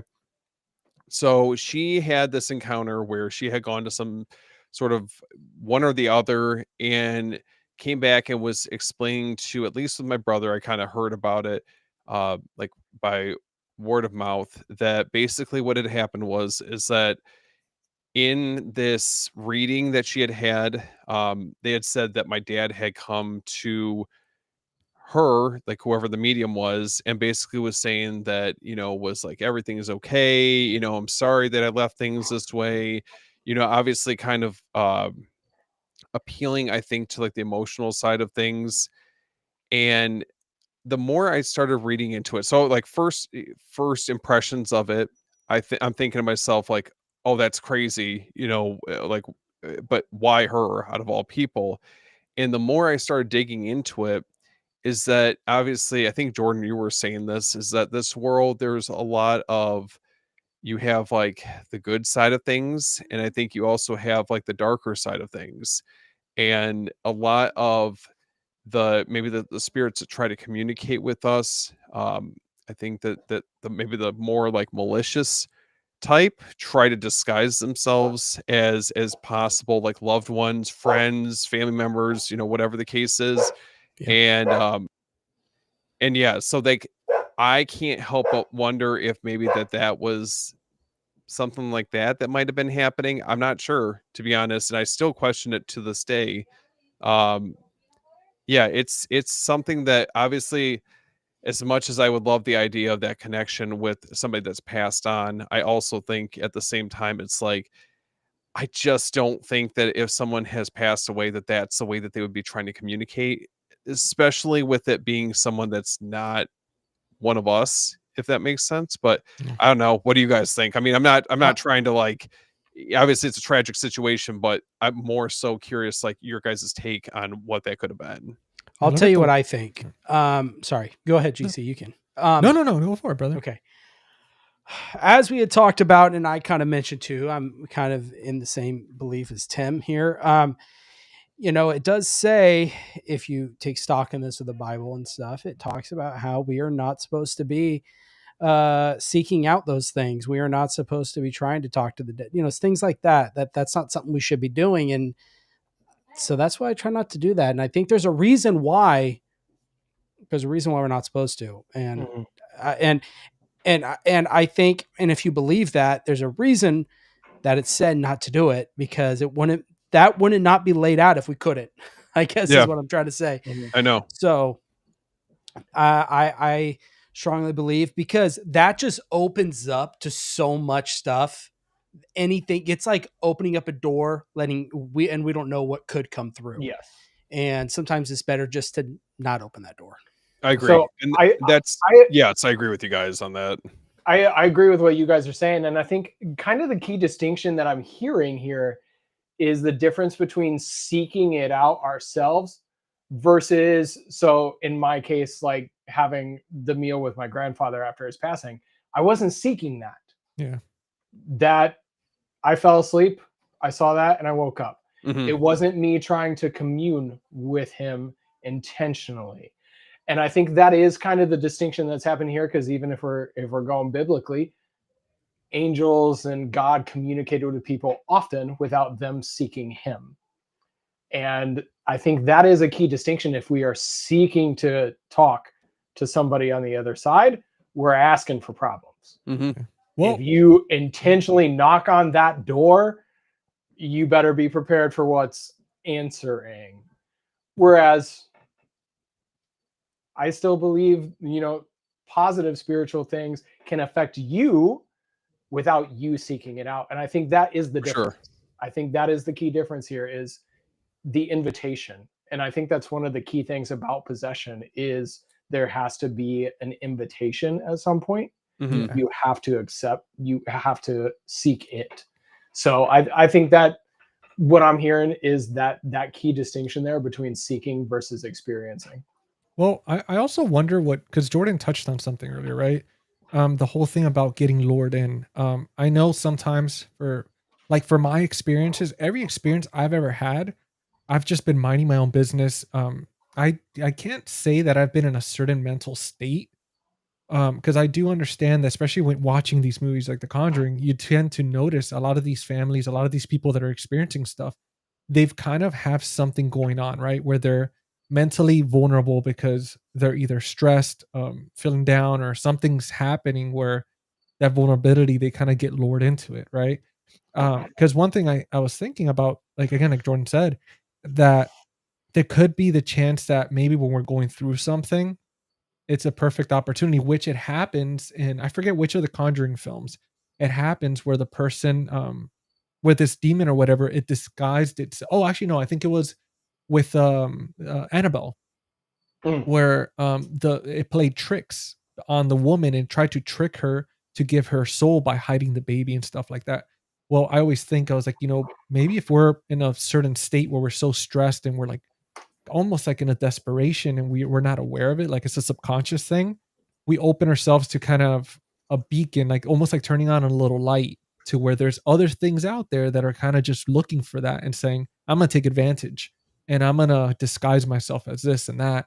Because I mean, it happens with like supposedly with Ouija boards, right? They always say don't use them because who Nope. you think you're contacting, it's actually somebody else pretending to be them. And Uh-huh. once you open that door, like Agreed. Jordan said, man, like you're flooding. You don't things know what's in. going to be coming in on that other side. That's the thing. Well, and also, I mean, sharing these, true stories and all this stuff that we've experienced. I do want to do a little circle back to The Conjuring. I want to ask you guys, do you feel that this movie being marketed in an angle of a true story, do you feel like it makes it, and I think I brought this up earlier, but do you think it makes it scarier, more relatable, gimmicky? Like, what do you guys think? You're talking about with the Conjuring then? Yeah. Like I'm wondering, because since we're talking about like true stories and stuff, and it is based on a true story, how do you feel like as far as for like the marketing angle that they did? I think I like personally, I think the based on true events angle to certain movies, I think more often than not, the line between how accurate this is versus, what we're getting on screen, I always question a little bit, but I try to fully immerse myself in the experience. I think it enhances it a little bit more. Maybe it's not verbatim what actually happened for this specific case or like other said movies, but um, I think it definitely works. And I think if you have some paranormal experiences, in the past, I think it Yeah. just elevates this movie that much more because it's like, okay, well, I've had experience with it. Like I kind of can understand that a little bit better, even if this is just a movie. Mm-hmm. What about you guys? What about, because I know Jordan, I think you and Tim mentioned earlier that it really depends on the film, but it doesn't necessarily make it as scary, right? Or The thing go ahead, Jordan. No, you're good. Okay, the thing I find interesting about this movie is, in particular, is that I do feel like this movie is a bit commercial on its based on a true story aspect, because the surviving Perrin family will not talk about what happened to them. We don't have those accounts anymore. We kind of have the notes that this film was based on, but the Perrin girls that are alive today will not talk about it. So to me, what they went through is probably far more horrifying than what this movie showed. that's crazy, man. To be able, I Good mean, point. yeah, So that to me, it also is like my brain is spinning because I want to know. Like that deeply fascinates me. But there's no books written by those girls. There's no documentaries featuring those girls. There's people who have talked about what we know of the case, but they themselves won't speak about it. So I do think because of that, we kind of get a commercialized version in this Mhm. film. And I say that, but I think this movie paved the way for this genre for the next 20 years. The Conjuring changed the way this story was told, this genre of story is told, and then there are many imitators after. Yeah. So it's a pillar of the genre. So to knock it for being commercial I'm not knocking it. It did an excellent job at taking what it had, basing it on those facts, but making it a commercially successful, one of the most successful horror films of all time. So yeah, I don't know if that answers the question, but no, not only that's that, my take. I still want to know what they actually experience, even though we never will. you answered it perfectly, because I was actually going to ask you guys about like as far as for like setting the blueprint and all that stuff and like the franchise itself. And I mean, that's one thing that like I'm glad you answered that as well. because I mean, man, to be able to go through something like that, if that movie was already like horrifying itself, I can only imagine what they went through. And especially, I mean, a movie like this where it plays on, we've all, right? We just shared some stories, all stuff that we've all experienced in different ways. Like, I mean, doors, you hear somebody walking, you could feel like somebody's there. But the way this movie, the cinematography and the sound design, where they play with real life stuff that most of us have experienced. I mean, with the clapping, for example, with the doors, the silence, like that super silence, compared to just scaring you with gore, but more them scaring you with everyday stuff like walking down a dark hallway or thinking that you heard somebody like breathing or something. Um, I mean, I think they knocked it out of the park with that. That's to me, simplicity is the most elegant thing you could do sometimes, Yeah. because instead of all the blood and stuff, it's like the hand coming out and clapping real quick. I mean, that scared the shit out of me, and it still does. That's a Yeah. like, but Jordan, I know what was because we still didn't get to take on you, like as far as for based on true story or kind of like, you know, regular type, you know, made up story. Like, what do you feel sometimes that hits you a little bit harder? I think it raises the stakes of the film because in the back of your mind you're thinking, okay, these are real families. This, you know, according to the story, really happened means this really could happen. Yeah. And I think that does kind of give it a more tangible feel to the film rather than a movie where it's a completely made up story. You can kind of back your mind know, hey, this is not going to happen. It's the same idea with people that are more scared of serial killer movies than I don't know, Or like clown movies. American Werewolf in London, right? Yeah. People are going to be more scared of a portrait of a serial killer than they would of an American Werewolf in London, like because there's actual tangible stakes added to that Yeah. film. Well, And it I hits think that's kind of the way I take on The Conjuring is maybe there is more to the story than what we're being given. That doesn't take away from the fact that the parent family really experienced something and we're seeing a glimpse into what could have happened. And that alone is scary. I think it hits closer to home, especially when you start, you know, you were talking about like serial killer movies, you know, paranormal movies like this or possession movies.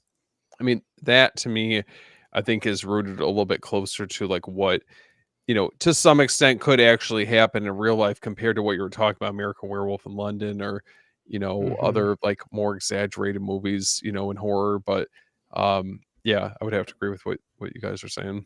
Yeah.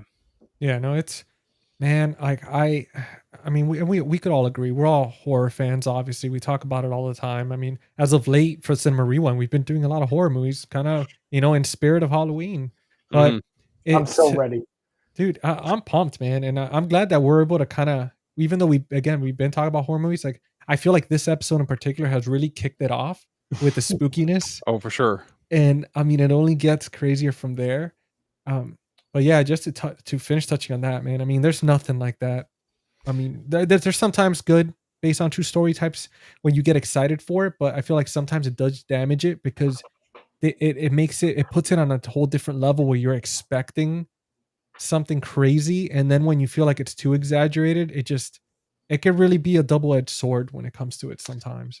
Now, kind of going back to we were talking about like the real events behind this. Obviously, we're Yeah. only able to get a glimpse or like more of like a cinematic view of it from this movie and maybe to a deeper extent, you know, if you do your research on it. But my understanding was is like initially looking into this case is that it wasn't like it wasn't something that just took place all in one isolated incident. I believe that they lived in the house for what is it, like 10 years or something like that.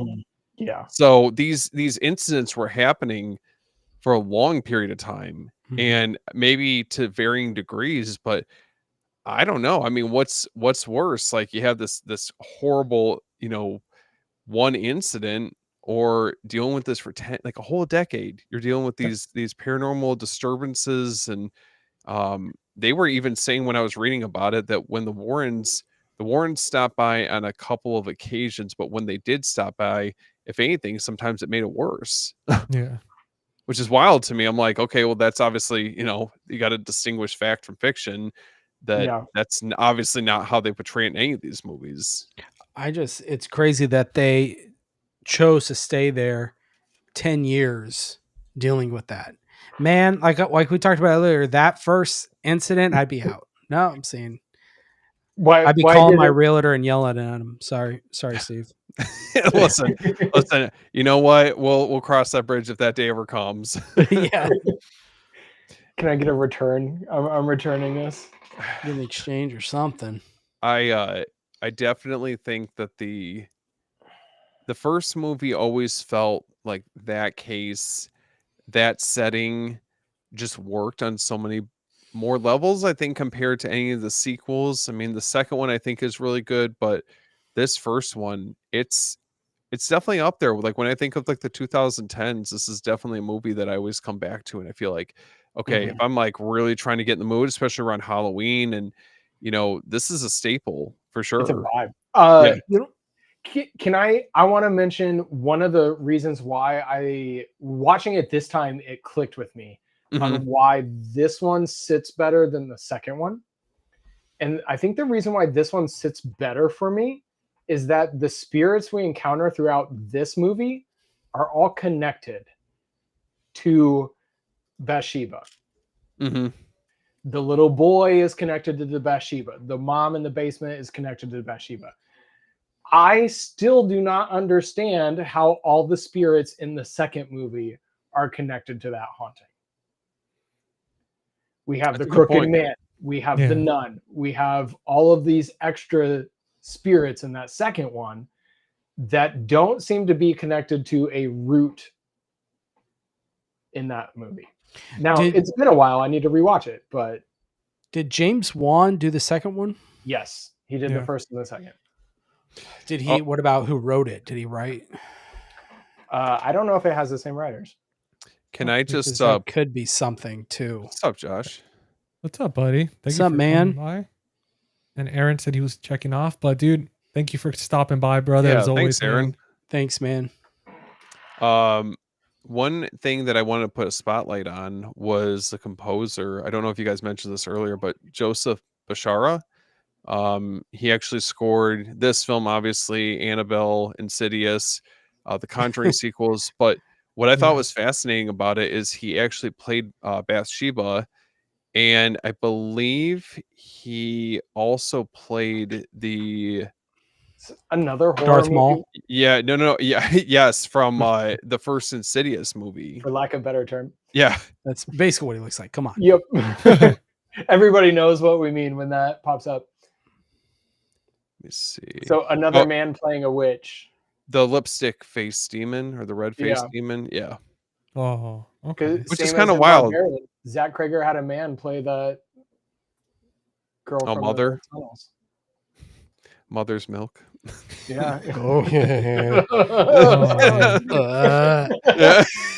that's so Oh. gross to me. That I hate that. Does You know- anyone hold on? Does anyone have the Barbarian score from Waxwork? Because it has Mhm. that bottle on it, and I don't know, my stomach kind of lurches every time I see that little hair on the bottle. Dude, did I tell you guys Shut- during our Barbarian episode like how that happened? How apparently I think it was either the wig, like one of the hairs fell on it, and it looked so gross that he was like, "No, let's keep the hair on it." So then when Justin Long, when he had to like suckle on it, it was just one of those like it God. made it even more of an effect to gross him out. But yeah, that was funny. That was a happy accident during filming. It definitely works. Yeah. It does, man. I It's know a fact. Jordan over there is turning like green and stuff from just thinking about it's it. hair I can't do. It's like because I Same. remember when I was working in retail, I was working actually at the Disney store, and when it was still around, and when we would sweep at the end of the night, man, you get the hair, it would clump up, and you Oh, Oh man. Yep. Nope. yeah, it's interesting when you start doing like the backstory on this case. Like, I mean, they obviously took some creative liberties on Bathsheba, and the obviously the amount of presence that the Warrens had with the home, with doing I don't think they ever actually did an exorcism, and I would be so curious to know what the daughters actually saw during the actual incident, because I don't know. I mean, I feel like nowadays, like, you hear less and less of this stuff actually happening. I mean, I was gonna say, you brought up serial killers and we brought up this, and both of those both haunted houses and serial killers seem to be super active in the 70s, 80s, and early 90s, and now we don't hear as much about them. Yeah. Is it because Zach Bagans came in all of them and like cleaned them out with his professionalism? Pretty much. I think he just came in, monopolized it. He's like, all right, I'm just gonna Ghostbuster your asses. We had like 300 episodes of Ghost Adventures. Zach Bagans really took care of it all. We're good.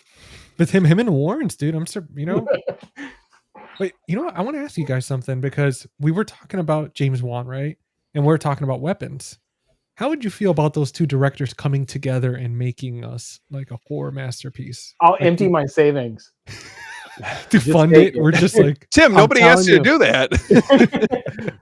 I'm telling you, they would be the one to do the Warrens side of the Amityville horror. Yeah.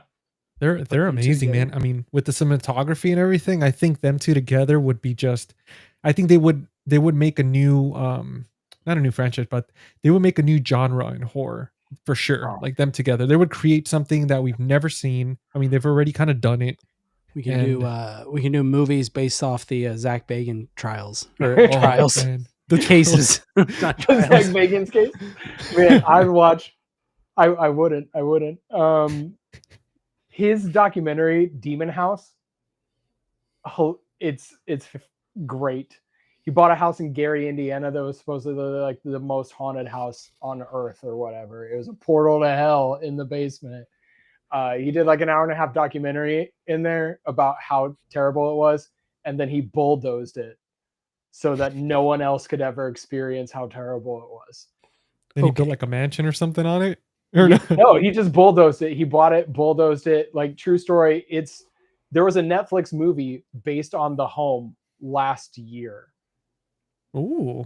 I didn't care for the movie, but so I'll find the title.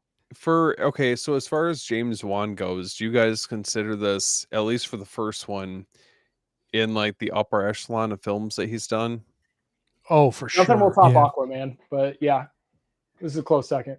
This or Saw. Yeah. Jordan, are you really going to leave out Malignant? Oof. I forgot about that has a lot of Italian feels throughout that film. I love that movie so much. Early James Wan, I mean, he could not miss. Like this guy. I mean, you between don't think Aquaman was his crowning achievement? Aquaman. I got to give credit where credit's due. The first one's at least good. I love the first Aquaman movie, but yeah, yeah. After that, I was like, what the hell? And it's funny. He always uses, I forget the actor's name. Patrick Wilson. Yeah. Yeah. I swear he has him in both. Obviously, we have Insidious. We have The Conjuring. We have him in Aquaman. It's like, damn, James Wan really loves this guy. Plays King Orm. Yeah. But I'm curious to see what he's going to do now that he has the Saw franchise back. Yeah. I don't know. I get to a point where, especially for those movies, I mean, I feel like, in all things considered, I feel like 10 actually ended up kind of redeeming the franchise for me, and so when they were talking about just like kind of like nixing the series, I was like, okay, at least it didn't end on a bad note. But yeah, of course, I'd like for him to kind of bring it back to what the first one was. Gritty, low budget, less of the torture porn, more of the like really thrilling puzzle box. Yeah, I feel almost like what 7 did. Oh, man. Yeah, absolutely, man. We'll have to do a cinema rewind Saw. Oh yeah, I was actually thinking also with the 4Ks coming out. Yeah, dude, and also next week I was thinking, because we had a plan for one, but I was thinking, I've been seeing a lot of talk about The Ring, or The Rings, like a lot of it for some reason on social media lately. is there something coming up? The Japanese or the US? I think it's US. Rings or Ringu? Which one? Yeah, I No, like it's- I like the Japanese one. Spiral. Ooh, I haven't seen the Spiral guy. That I episode. haven't was seen the definitely- Japanese ones either. I have Yeah. the box Oh. set from Scream Factory of Rings. The collection, Japanese one is quite good. Really? Well, as far as for quite good, how do you guys feel about ranking The Conjuring among modern horror classics? What would you say? I mean, because I know we talked about, Steven, you were saying earlier, like as far as for rating it up there. I mean, what? And we compared it to, again, movies like Sinister, Insidious, Paranormal Activities. But besides that, in general, and it's in its own haunting, based on true story universe, like how, like, would you guys say this is the template to go for when it comes to these type of movies, or do you think there's something else out there that you would say it's better? I think it could be. I personally, for a based on true story haunted house film, I think this is definitely the upper echelon modern Yeah. horror film. Yeah, because I think of, if we're going further back, I believe I was jumping in when you guys were talking about it, but if you're looking for something kind of in a similar vein, Ghost Watch is phenomenal. Like that's like my staple, almost haunted house-esque type movie. Yes. There it is. Oh my gosh, that is easily one of my favorite movies to watch around Halloween. Well, we were talking about how this is actually, and I looked it up a little bit ago. It is based off the same exact case, which makes sense as The Conjuring 2. It's fascinating. Why did it have a show come up from 1992 when I try to look it up? What year was that movie made? Yeah, I've never seen It was That was Ghost as Watch. like I think it was as a TV broadcast. Yeah, It was BBC. aired on BBC. Oh, And okay. people and people in the UK called the BBC network and, basically They were ripped into terrified. them, thinking this was real and how dare you, broadcast this real event and to the nation. Wow. It reminds me of the show Fear on MTV. I don't know if you guys remember that show. It was canceled because apparently during the last episode or something, like they just somebody died like Mm. during like an Oh, wow. episode. I think they had like a heart attack or something happened that they saw something, they started screaming. When they got to them, they were dead. Like, and wow. after that, they were like, "Yeah, we're ending the show." But if you look up the show Fear, dude, it was pretty good. They man. got Logan Paul. Logan Paul. Oh God, he's best friends with YouTube, man. They're gonna cancel us now. They're gonna be, how dare you speak his name? You know what I do find interesting about this, and we haven't talked about it, is this film has no profanity. Yeah, it's Yeah. true. It Which- is It's the a super cleanest clean horror movie. film. Yeah. There's And next Oh, no, to go no ahead. gore, no profanity. Yeah. There's very, very little innuendo at all. Just like it's super clean. It's just terrifying.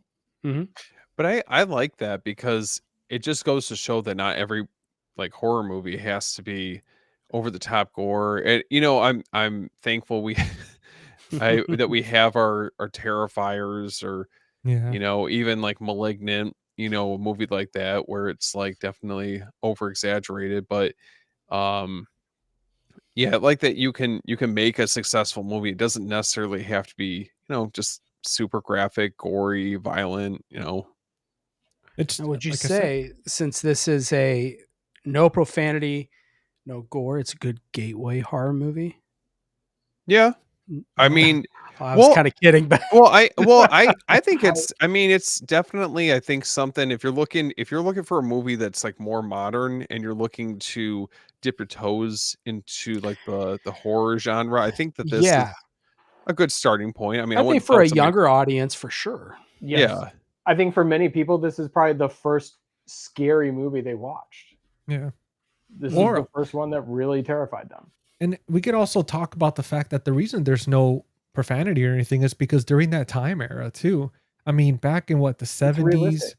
Yeah, it's realistic. I mean, people back Yeah. then were like, when we watched the movie Annabelle, for example, they were very proper back then. The way they spoke, there were certain things they wouldn't say. Even if they said a slight kind of dirty joke, people were always like, Mhm. "Oh, okay, let me get out of here now. It's getting a little." But I mean, from right, yeah, like right now, 2025, if I see my freaking door open, literally, I'm gonna curse. I'm like, I mean, every word's gonna come out. I'm like, holy hell, what? Like, I hear Yeah. 10-year-olds swearing out my window. So yeah, especially Fortnite and Gears of War. I'm being called so many things from like a Oh, freaking dude. 7-year-old. Yeah. Man, kids today's couldn't, live in a Modern Warfare 2 COD lobby from back Right. in the day on the 360. Only the strongest survived. Yeah, exactly. You were given every name in the book. Oh, that's a good point. Yeah, but I mean, I wouldn't put. I meant more of the going really just balls to the wall with the profanity. It's not really there. Yeah.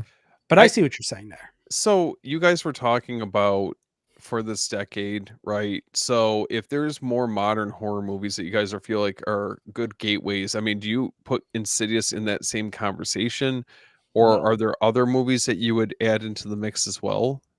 I'm not Sinister an for sure. Insidious lover, so unfortunately, Insidious is out for me. Yeah. Doesn't make the cut for Tim. It doesn't make the cut. I think Yeah. in the tiers of PG-13 horror, Insidious has to be talked about, but horror on its own, I think Insidious is a great gateway movie. I like what GC said. Oh, Sinister. Oh man, I love that movie, man. Hey, I'll throw you a softball here, GC. What about As Above, So Below? He just always- blacks out. You always know how to sweet talk me. You I know heard that's that movie actually. sucks. So that first of all, Tim, how dare you? Right? How dare you say such filth on this episode? GC, your girlfriend's gonna have to come pull you off the live stream. He's gonna get so worked up. Getting all riled up. No, man, I'm telling you, that's a good entryway. The Descent, As Yeah. Above, So Below. They're based on certain. I mean, not the Descent, but As Above, So Below is based on certain stuff. I mean, Dante's Inferno writings and all that. So it's one I would recommend for sure. But yeah, there's so many good entry level movies that have no nudity, no cursing, and they're just so simple with their scares that it just gets you the right way, and it gets addictive. You're like, what else could I watch that's not too in your face? Well, Can you we- can also talk about the whole Japanese horror making its way into America with Yeah. The Ring, with The Grudge, with Shudder. those types of Shudder. Didn't Yeah. they do an Americanized Pulse? So they're Dude, an American version Pulse. of Pulse. Was Pulse. Yeah, there was. Yeah, it was with this the girl that's married to Dax Shepard, the actor. I forget her name. She was like Veronica Mars back in the day. The show Wasn't Dax Shepard? Isn't this Kristen Bell. the one? yeah. Yeah, I was gonna say Forgetting Sarah Marshall. No, I was gonna say Anna from Frozen. Her. Oh, I think she that movie was I what I liked about the American version was the fact that scene where they're saying the dead are so desperate to come back, because you were talking about that, you were talking about something like that, Tim, earlier, and I just wanted to bring that up because I just remembered. But yeah, there's like stuff like that where they're so desperate to come back that literally when you open yourself up and open these opportunities, it's like you'll never know what's coming through that door. But yeah, that movie, it was interesting. It was kind of creepy, but it was okay. Do you guys think that this works well? Obviously, with it got a number of spin-offs and sequels. But if they were to just have this film on its own, do you think that this would still be as effective, or do you think them carving out, kind of a shared universe, if you will, for the Conjuring? Do you think that is better, like for the premise, or for the Warrens, I guess, since they tackled multiple cases? I'm gonna have this is my take, and I'll be honest. I think the multiple sequels kind of may have hurt it in a way. Mhm. I'm with you. Go, Jordan, I go. think if you just had the Conjuring, take the sequels how they are written. If you just had the Conjuring, it'd be great. Now, if he would have continued the way the Conjuring was done, sure, it'd have been amazing. Yeah. But I think the Conjuring by itself, if that was the only film, I think it would still be uh, regarded the same, if not more. I completely agree, because it's kind of what I was saying about the second one. The spirits don't feel connected to the story. They just feel like they're there for scares. And that's kind of where the Conjuring universe went.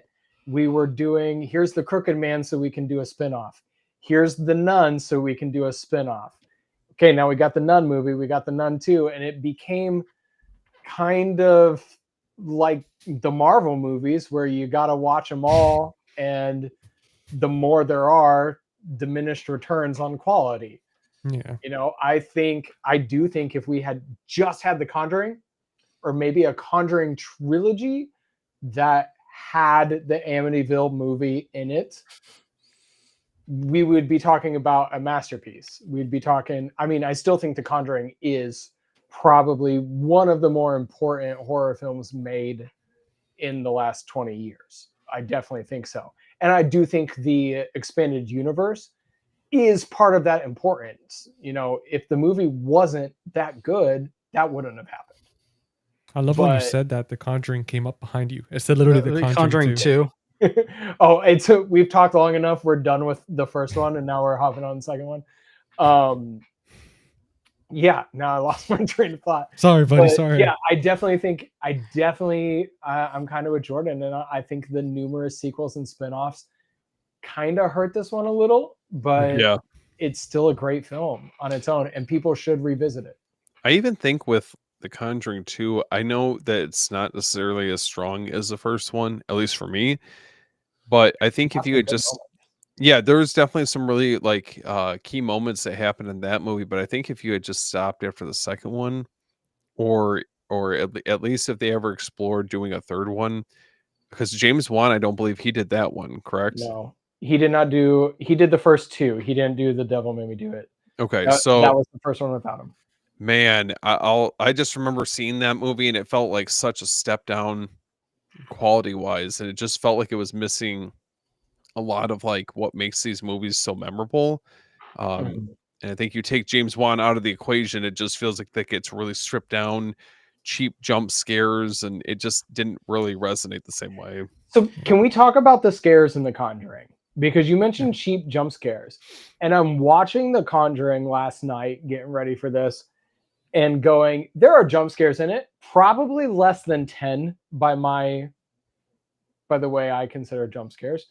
The scares that are most effective, though, that James Wan does so well, are those lingering, long, like, let you sit with that fear and let it grow. So like we mentioned Joey King in the bed, we mentioned that one, but there's also that scene where the daughter's hair starts to lift, Oh yeah. and it's not a jump scare. That whole scene is pretty prolonged and still terrifying, of her getting pulled around the room, but there's just these prolonged sequences.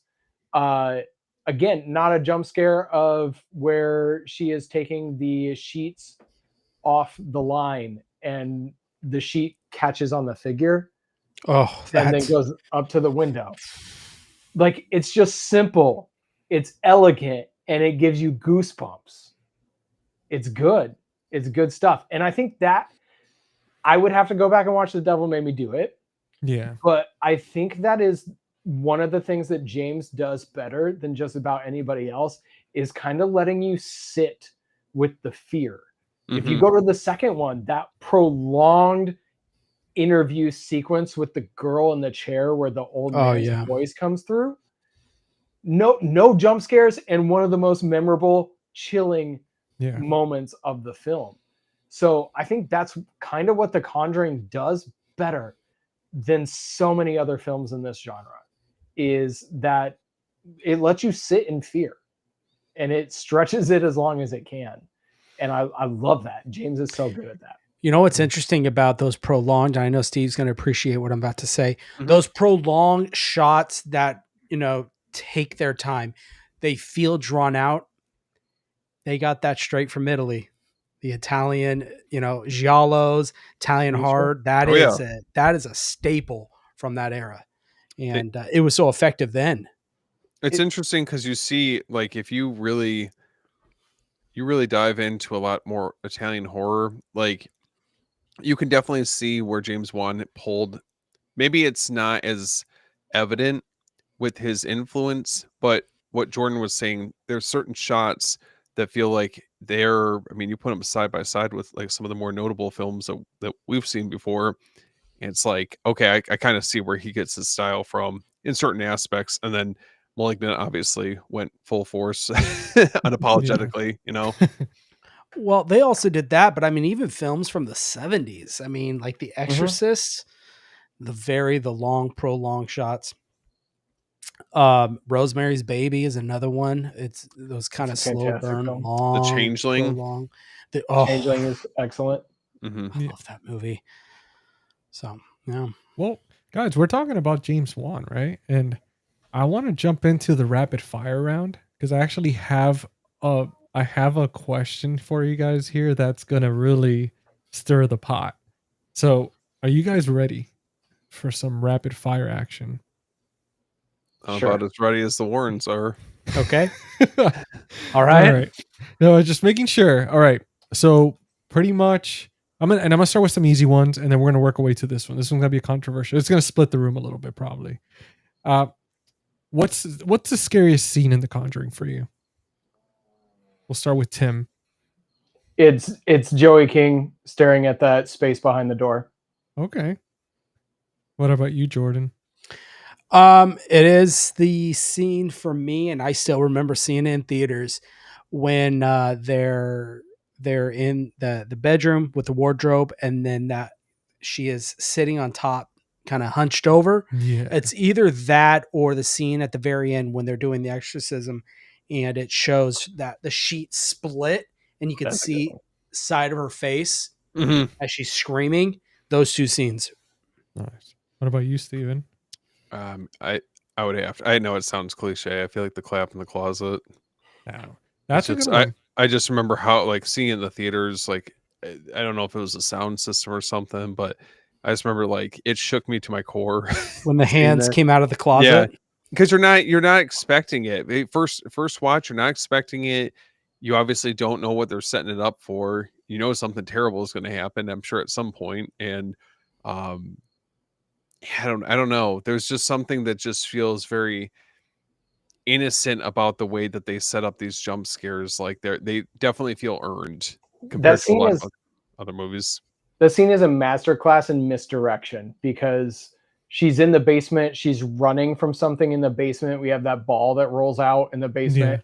She's running up the steps. She's lighting the matches, looking down the steps, looking for something to follow her. And then Mhm. those hands come from behind. It's like he is throwing you off that it's coming from behind. It's just that scene is perfection. Well, can we talk So about the creepy. scene where, to me, this creeps me out because I don't know, as a kid, I always worried about this. But when Joey King's sleeping, and there's two particular scenes where I don't know where she's dead asleep and she gets dragged. Like she just gets Oh, pulled when it to that pulls bed. her. Mhm. And she's like, something grabbed my ankle. I mean, growing up, you would always hear that, make sure to tuck in because, you don't want, certain things to grab you and pull you and stuff like that. So how did you guys feel that scene? Like, was it effective for you? It was like, like, okay. Yeah, it was effective, but I thought it was how genius. It's a simple gag, and it's as easy as let's look at her. I was noticing that today. They have a shot of her legs and her feet, and we're just going to zoom up or pan just a little to the right for someone to really grab her. And it's a cheap way to get an effective Yeah. jump, not jump scare, but you know what I mean? An Yeah. effective way to get that scare. And this film was full of that. Mhm. Oh, yeah. Well, now we're going to jump into the second question. And this one's a little, I guess we're getting there, but Ed and Lorraine, horror icons or overrated? I don't know if I would. I mean, they're definitely integral to. I mean, they're the glue that bind all these movies, these cases together. But I don't know if I would call them horror icons. For Are we me, talking for me at least, I are, don't know. are we talking movie Ed and Lorraine or real life Ed and Lorraine? I would say for sure movie. Okay, compared to, movie Ed and Lorraine are icons. Hmm. I think I agree with Tim. Movie and Lorena are icons as real people. Maybe not icons, but you can't ignore the importance they have Yes. on the genre as a whole. As horror, the theme of horror and exorcism and demonic possession, Ed and Lorraine Warren, they are very, very important to that whole brought and it to the integral to the whole mainstream. thing. Yeah. Exactly. Yeah. And And if it, you, they're super fun to go into. Like many people, I love watching both sides of the people who think they were entirely quacks and fakes and none of what they did was legitimate. Yeah. It's fascinating to see that. So I don't ascribe to everything they did was fake, but they're definitely important figures in the real world, but film ones are icons. I don't remember where I was. Might have been on a live stream we did, but I said, regardless of what you think of them, whether they are quacks or not, every story that is being told like that, even if it is fake, there's a hint of truth to it that has to start going. I wanted to ask real quick, and then GC, I'm sorry, I'll let you finish. No. Have you guys ever watched like tours, like walk through tours of their actual museum? I have not, dude. I've been dying. Dude, I'm going to tell you right now, there's not much in there that's scary. There's a couple things that are creepy, but there's this one kind of like folk horror looking statue tree thing. You want to talk about seeing something even through the TV and it's real because they're watching through these are real artifacts you're walking through. Watch it. Scariest thing I've ever seen. And I have a hard time. I've watched it a couple times, seeing those like little walkthroughs. And I have a hard time just looking at that thing because it gives you, there's just something there. We were Something talking ominous. earlier. Okay. There's just something about it, and it does translate through the screen. I'm telling you. Dude, now you got me all intrigued, man. It's scary. It seems it's simple. It looks like it's simple, but there's just, I don't know, dude. There's something about it. For me personally, it's hard for me to watch. But anyways, that's all I wanted to know. Well, touching on that, and I want to ask you guys the next question, which is, which Conjuring universe spinoff is your favorite? Like, if you had to pick one that stuck out, which one's the one you're going with? Annabelle, you got the Nun. Yeah, unfortunately, we didn't get the other guy, not Slender Man. What the hell is his name? The Slender Man. Crooked Man. Crooked Man. Yeah, because he reminds me of Slender Man. Yep. Slender Man. Yeah. So I guess that the movie Nun. was not that good. And then there's La Llorona, which that's true. I always forget about that one. Yeah, because we don't see her in anything else. Yeah, those are the three. I mean, I think the Nun, and the only reason being is because when I was first dating my wife, this is the movie that she would always build this movie up so much. She's like, I can't watch that movie. Can't watch it. It's so scary. And I'd only seen the Conjuring movies. I remember seeing that. And it's like, obviously there's definitely some moments that are kind of creepy, but I just think that it's funny to see that there's a movie that definitely disturbs her that much. Hey, Valak is creepy, man. Dude, yep. I would agree. The Nun, and the reason I say is because I think it's in the sequel, The Nun 2. They do a great connection to the first Conjuring at the end, where that guy Pietro, I think his name, or something like that. Yeah. If you watch in the first Conjuring, when they're at the school, doing a presentation, and they show a live exorcism, they talk about the guy. If you look, upside down cross starts to come out of his skin. Yeah, they have the ending of The Nun 2 is that scene, so they do a real cool nod there, and I really appreciate that.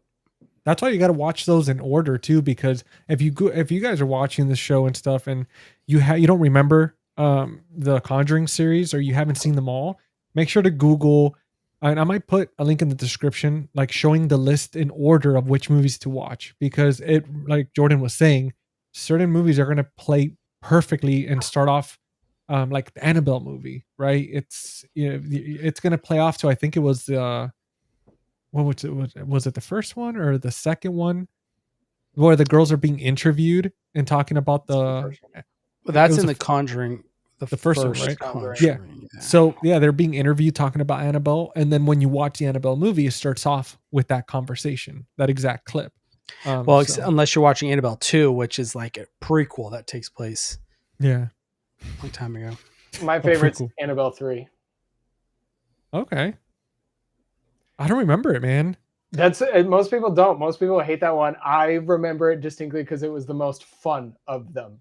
It's a babysitter horror ghost story, Yeah. and it was the most like unique to the Conjuring universe that I walked out. I was like, I wasn't scared. I walked out like that was a good time. That was fun. Oh, it's Annabelle Comes Home, right? For that Yeah. one. Okay, Mhm. that's for I had to like double take for a second. I was like, I thought it was under a different name, but Yeah, Annabelle okay. Comes Home. And I know a lot of people hate that movie, and probably rightfully so, because it's not super scary, but I just thought it was like a fun twist on the babysitter trapped at home with the kid. Mhm. It was unique to the Conjuring universe, and I loved it. Guys, talking about the nun. So my girlfriend actually dressed as the nun She's for Valak. Halloween. And let me tell you guys something. So she's 5'11", she's tall. And when she dressed as the nun, and we went to 2 different Halloween costume contests, one for the city and one at a local bar, dude, people literally were just staring and just freaked out. And she looked exactly like her to the point where she won the contests, but people were just losing it. They were like, "Holy That's hell!" crazy. Like creeped out. That's But I gotta, badass. I'll show you guys a picture. I was like, we need a picture of this. GC, what did you dress up as? I was Negan from The Walking Dead. Oh, that's fun. I just had a Should've- leather jacket in my motorcycle, so I was like, you know what, You should have went as the Green Knight, Dev Oh, Patel. dude, You I'm look just gonna like have him. to, Oh, dude, I'm gonna have to one of these days. To be honest, I was the designated photographer, so that's how I was kind of just following her around and doing Oh, the okay. photos and stuff. But yeah, I have a question. Do you guys think you should watch the Conjuring movies? I'm talking about the spinoffs and everything in chronological order, like as in like so you would start with the Nun. Which one? The Nun. Is it the sequel to the Nun that takes place in the parish? Like, anyways, Yes. would you guys think you should watch it chronologically or as it's released? chronologically for sure, because it just from the list that I saw online made perfect sense. Between, man, I would have to look it up, but I know it was kind of like, I think it's The Conjuring, and then you're supposed to watch Annabelle afterwards, then The Conjuring 2, then Annabelle Creation, then The Nun, Annabelle Comes Home, and then The Conjuring, The Devil Made Me Do It, and then I think it's then The Nun 2, and then I forgot what the other one was. Okay. But I don't know. I mean, either or. I mean, Yeah. I think you could watch it either way. And it's they did such a good job playing into each film that even if you watch them as they come out, it still makes sense. Yeah. Yeah. I don't think I've ever watched them Yeah. chronologically. no, I haven't either.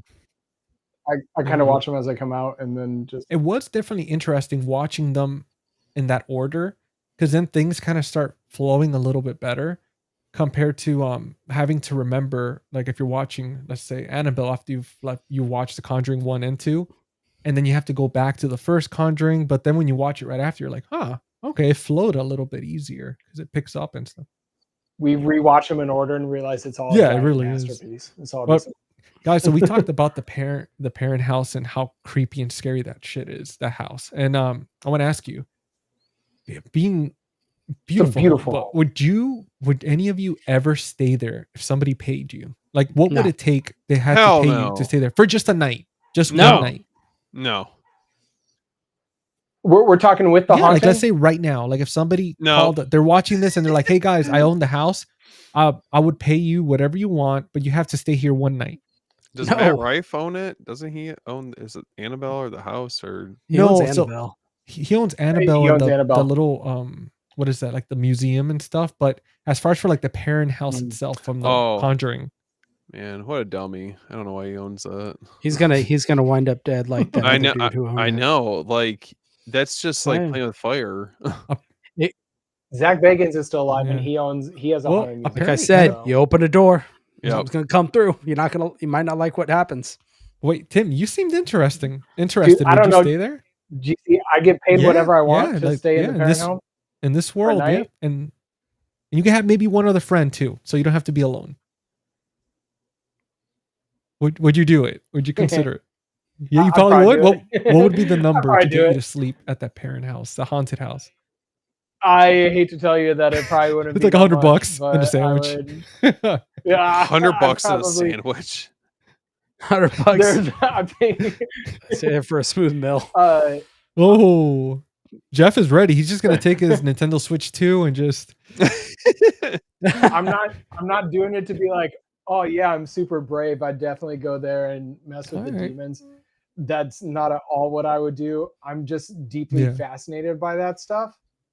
Like I toured Indiana State Sanatorium, which is supposedly super haunted, and I toured it, and like I didn't experience anything at all.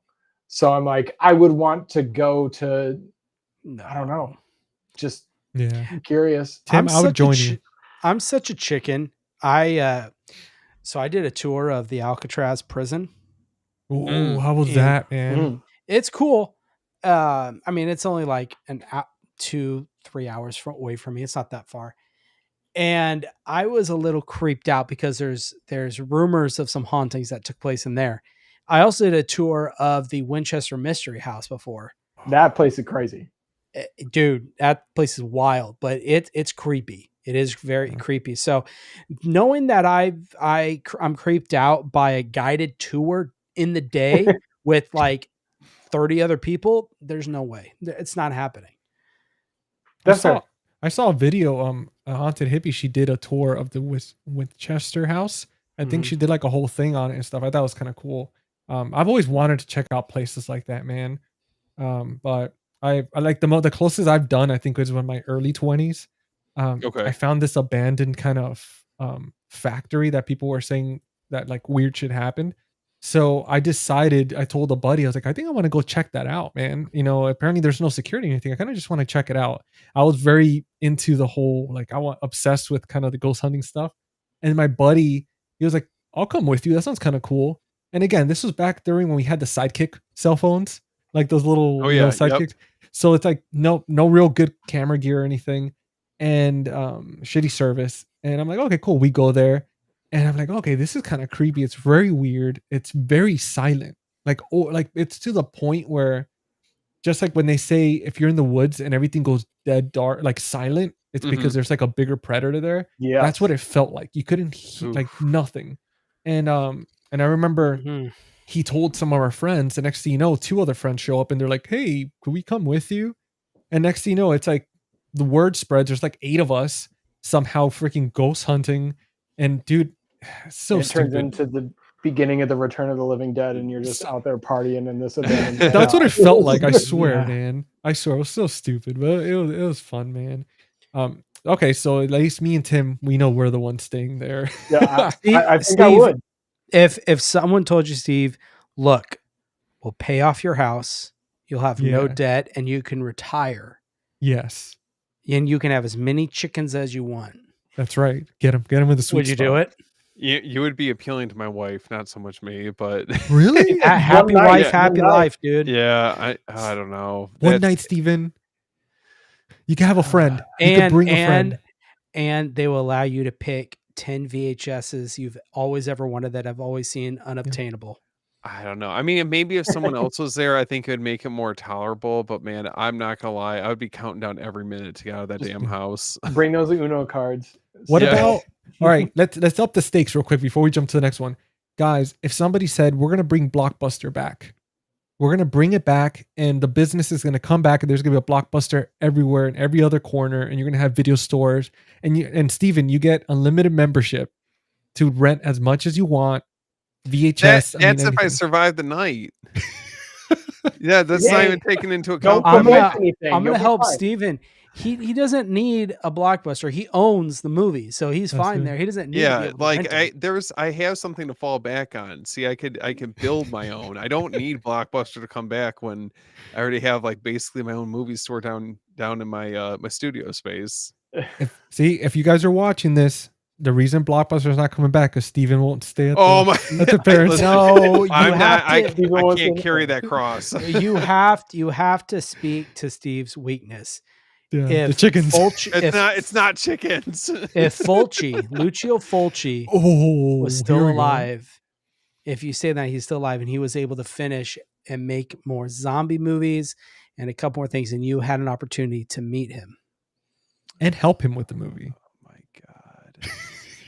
I'm going to get you to say yes. I know. I think that would be enough to tip me over the edge. But that's if I Yes. survive. If not, I'm going to be joining, it's going to be like House by the Cemetery. The parents survived for like 10 years. I don't think Yeah. any of them died. That's It true. was just terrifying. That Just we decline- know of. Yeah, That we but there's know the of. mental health. chance that I will. Yeah. I won't survive, I Ignoring will our luck. parent. All right, guys. So that was a fun one. Now I want to ask you, between the first Conjuring and the second Conjuring, you can only pick one Okay. for your collection. Which one are you picking? The first Oh, one. First First one? 100%. Okay. First. Now, Much as I like the Crooked Man. so now this is the final question here for the rapid fire, and this is gonna be a hard one. Best modern horror director: James Wan, Ari Aster, Mike Flanagan, or Jordan Peele. You can only Mike pick one. Flanagan. Okay, that's it. That's the only one you would have in your collection. You can only pick one. I only get to pick one. Yep, just one. I love James Wan, but Mike Flanagan's catalog is damn near perfect. Okay. What about you, Jordan? You're like, damn it, you cornered me. Robert Eggers. No. Yeah. Robert, I he's know. not I in was here. hoping that might be an option. If but- you would have said Robert Eggers, that'd have been my answer real quick. You know what? Let's throw him in there. Yeah. All right. Fine, Robert Eggers. Robert. But okay. if you weren't going to say, dude, James Swan, Ari Aster, Mike Flanagan, or Jordan Peele. it's a toss up between Mike Flanagan and Ari Aster for me. That is Okay. hard. Yeah. I really love Ari Aster. Every single one of his movies that he's done has been a hit, and I've loved even his Eddington, which was a complete offshoot from his traditional horror films. I don't know, but Doctor Sleep was a perfect movie. So It was. It's. Dr. Sleep, but I could talk about The Haunting of Hill House oh, dude, Oh my I God. love for an eternity. I want that was such a good show. The Yeah. Haunting of Hill House is a masterpiece. Episode 4, especially. I could do an entire. I someday I'm going to do an episode by episode podcast. On Well, Haunting. not only that, but you it's the rewatchability is so high because of all the ghosts that he sneaks in that you It's have to so- find. Yeah, it's so good. The depth just gets better each time. But also, not enough people talk about Flanagan's Midnight Mass. Yeah, I loved it. I Midnight personally Mass loved is it. also fantastic. Yeah. Well, I'm going with Mike Flanagan. I'm right there with you, man. I mean, it's I mean, hard, Steven? but what about you, Steven? I know you're fighting for your life I- right now. Listen, it's hard. It's hard because I love Ari Aster, but I feel like I'm only going off of Hereditary, Midsummer. I feel like for me, like just kind of, I love those movies, and Beau is Afraid didn't really connect for me like I was You hate hoping. that movie? Yeah, and but I think for me, Jordan Peele, I like Jordan Peele's movies kind of across the board. They have a little bit more rewatchability for me. That's but Okay. Okay. Well, I wasn't expecting that, dude. That's a think- good one. All three of his, because he has only got the 3, right? Mhm. All 3 of them are Mhm. excellent. So that's And the fair. Twilight Zone, the show yeah. he did. Speaking of Jordan Peele, even though he's a producer, are you guys excited to watch him? I haven't really seen anything on it. Yeah. Watch the trailer. It looks pretty dark. Nice. I I'm gonna I check can it out. imagine I think if it's got Jordan Peele's like fingerprints on it, I'm sure it definitely has that aesthetic. Guys, well, we survived the rapid fire round. We've got 3 Mike Flanagans and 1 Jordan Peele. But Oh damn. but we still love each other, and I mean, fantastic choices. You can't go wrong with either one. But yeah, I mean, guys, we've hit the 2.5 hour mark. I think we covered the hell out of the Conjuring, a few of the movies in the franchise. Now, I mean, I think unless anybody wants to talk about anything else, I mean, I think that wraps up episode 12. All right. Yeah, they're so that wraps up episode 12 of Cinema Rewind. We face the hauntings of the Conjuring, the hauntings in our own lives. And I think it's safe to say that James Wan knew exactly how to terrify us without ever needing buckets of blood, which is a feat that it's like, man, praise that man. But dude, huge thank you to especially my co-hosts, Jordan from the Movie Den, Steven from After Hours Video. I love doing these with you guys. Yeah, It's an been a absolute blast, dude, Yeah, every it's week. fun. And our special guest, Tim from the Dread broadcast and Average Reviews. I was going to say Dead broadcast. Oh, God. You're just combining both of his projects. Dude. Yes. Dude, to have you on here was such a blast, dude. You're definitely coming back. And I'm excited. I think on this Sunday is our episode, right? This Sunday is our Dread broadcast. I'll happily be back. I had a great time, guys. Dude, it was a lot of fun. Dude, it was great to be able to Jordan, break it was all nice this to down. finally meet you. I've met Steven and DC a couple times. But I know I need to get on an episode of that, but hey, man, we're booking up next month right now, so we're about half full already. So well, there we go, man. Get in there. Right. We've got exciting stuff on the next one. Well, Tim, the whole panel, I can say it live. Is that all right, GC? Dude, listen, promote whatever you want. Is this the one that you're still filling up? Yes. So our September episode, our special guest is a director of a movie, a found footage movie that they're wrapping up editing this week and sending every person on the panel a screener. Yes. I want in.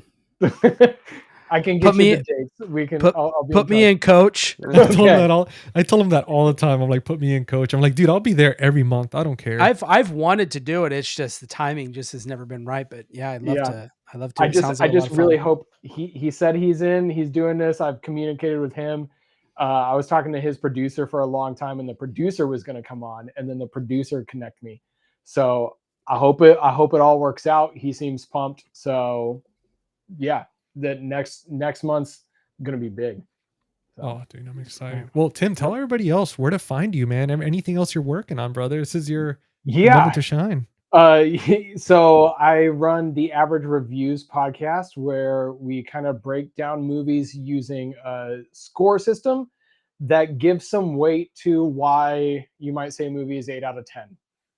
So, or 4 out of 10. We try to give some weight to what that actually means. It's a lot of fun. It's a pretty unique system. Some people love it, some people hate it, but I made it, so I love it. And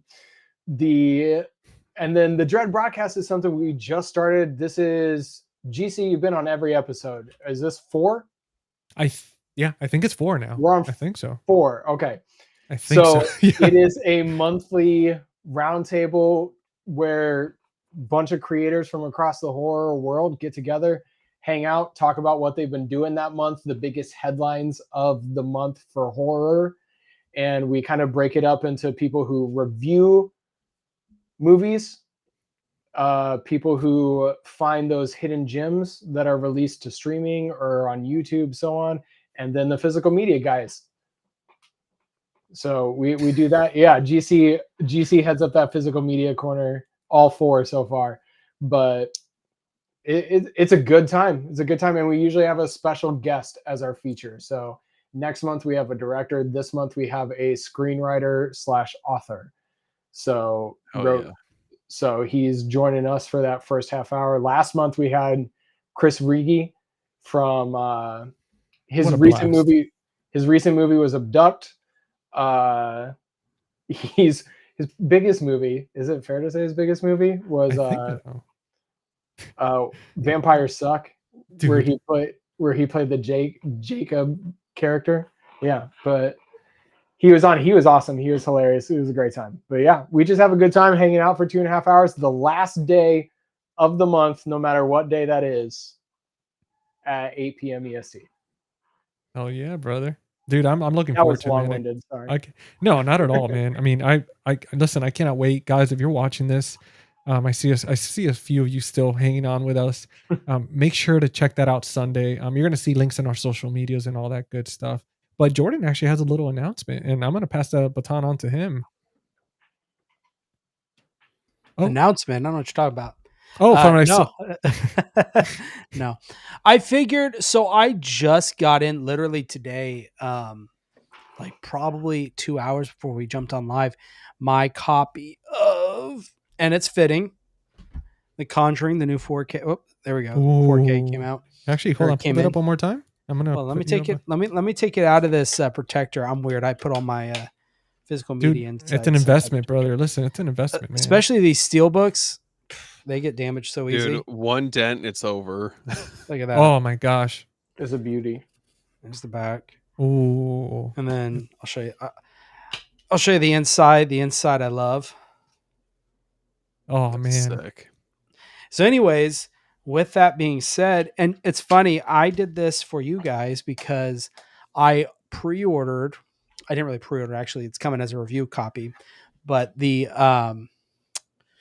what is it? The UK version of this, the chunky box. Anyways, that got delayed coming out to me. So it got shipped like halfway across the other side of the country. So waiting on that. So I ordered this yesterday to have it in today so I can watch it. So I'm gonna have 2 copies. But I wanted to do a giveaway of the digital code. I figured, you know what? We're talking about the Conjuring. Let's do a giveaway. So Oh, here, let me pop it up in one Okay. sec. there Guys, it is. there we go. Take a picture of it, memorize it, scan it. There we go.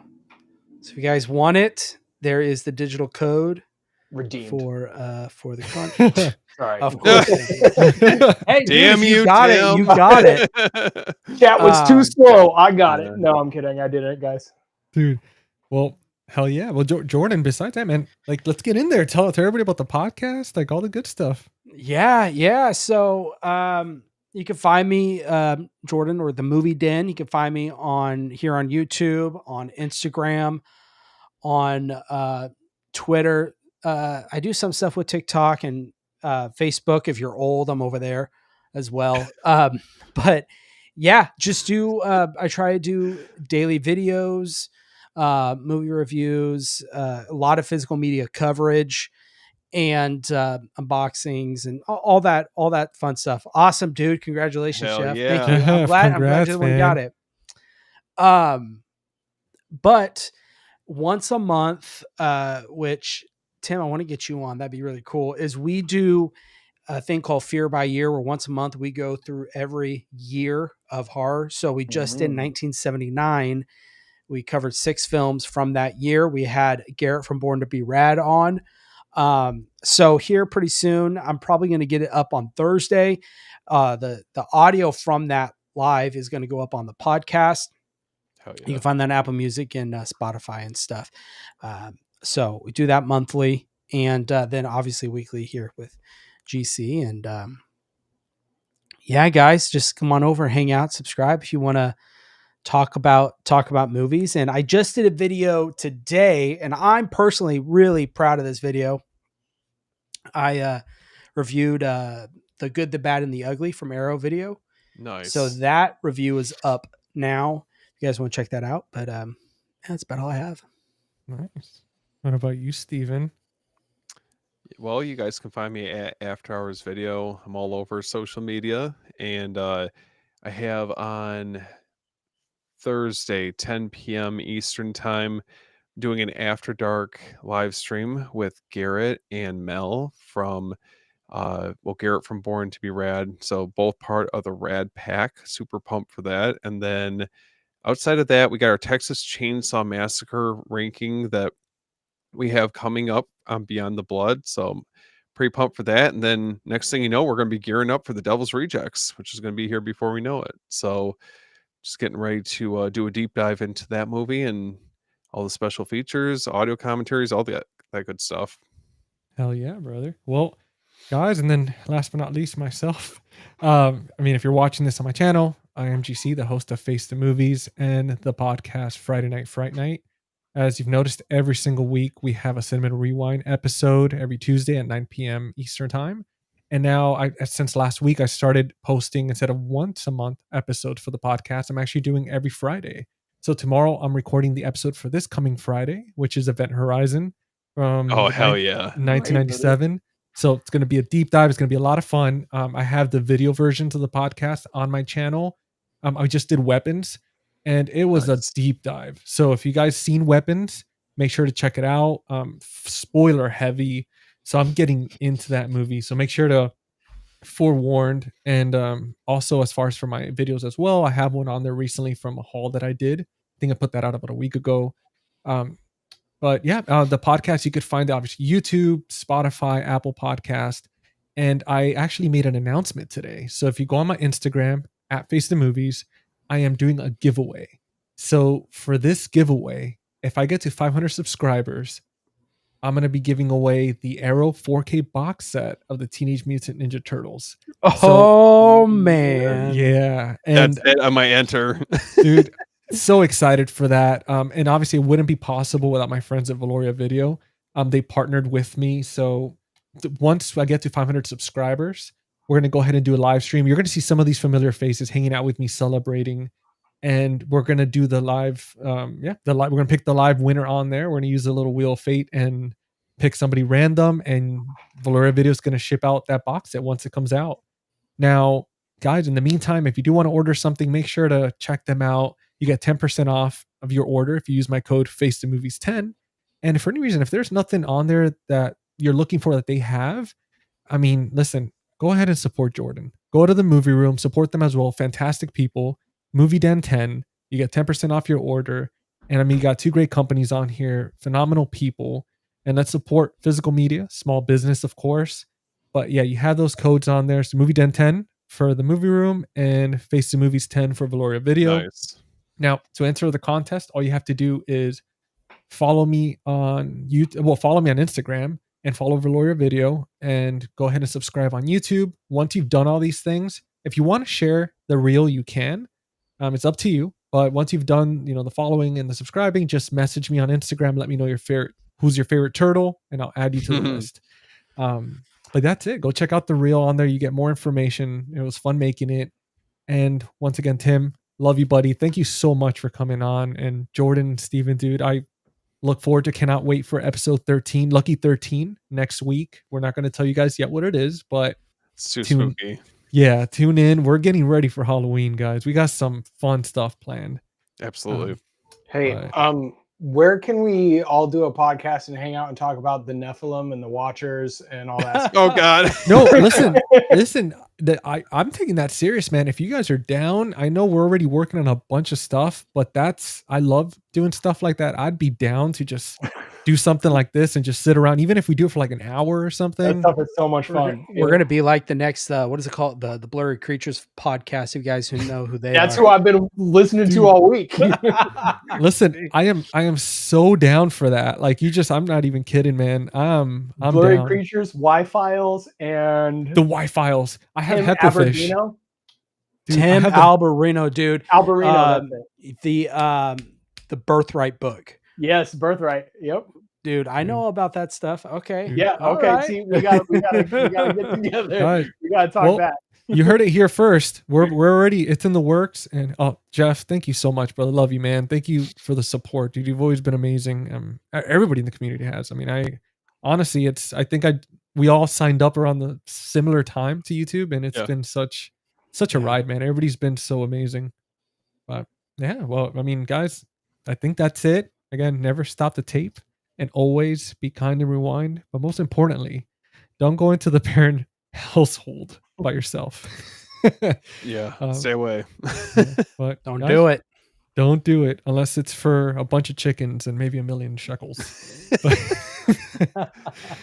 guys, we'll see you on the next one. See you guys. See you later. Later, guys.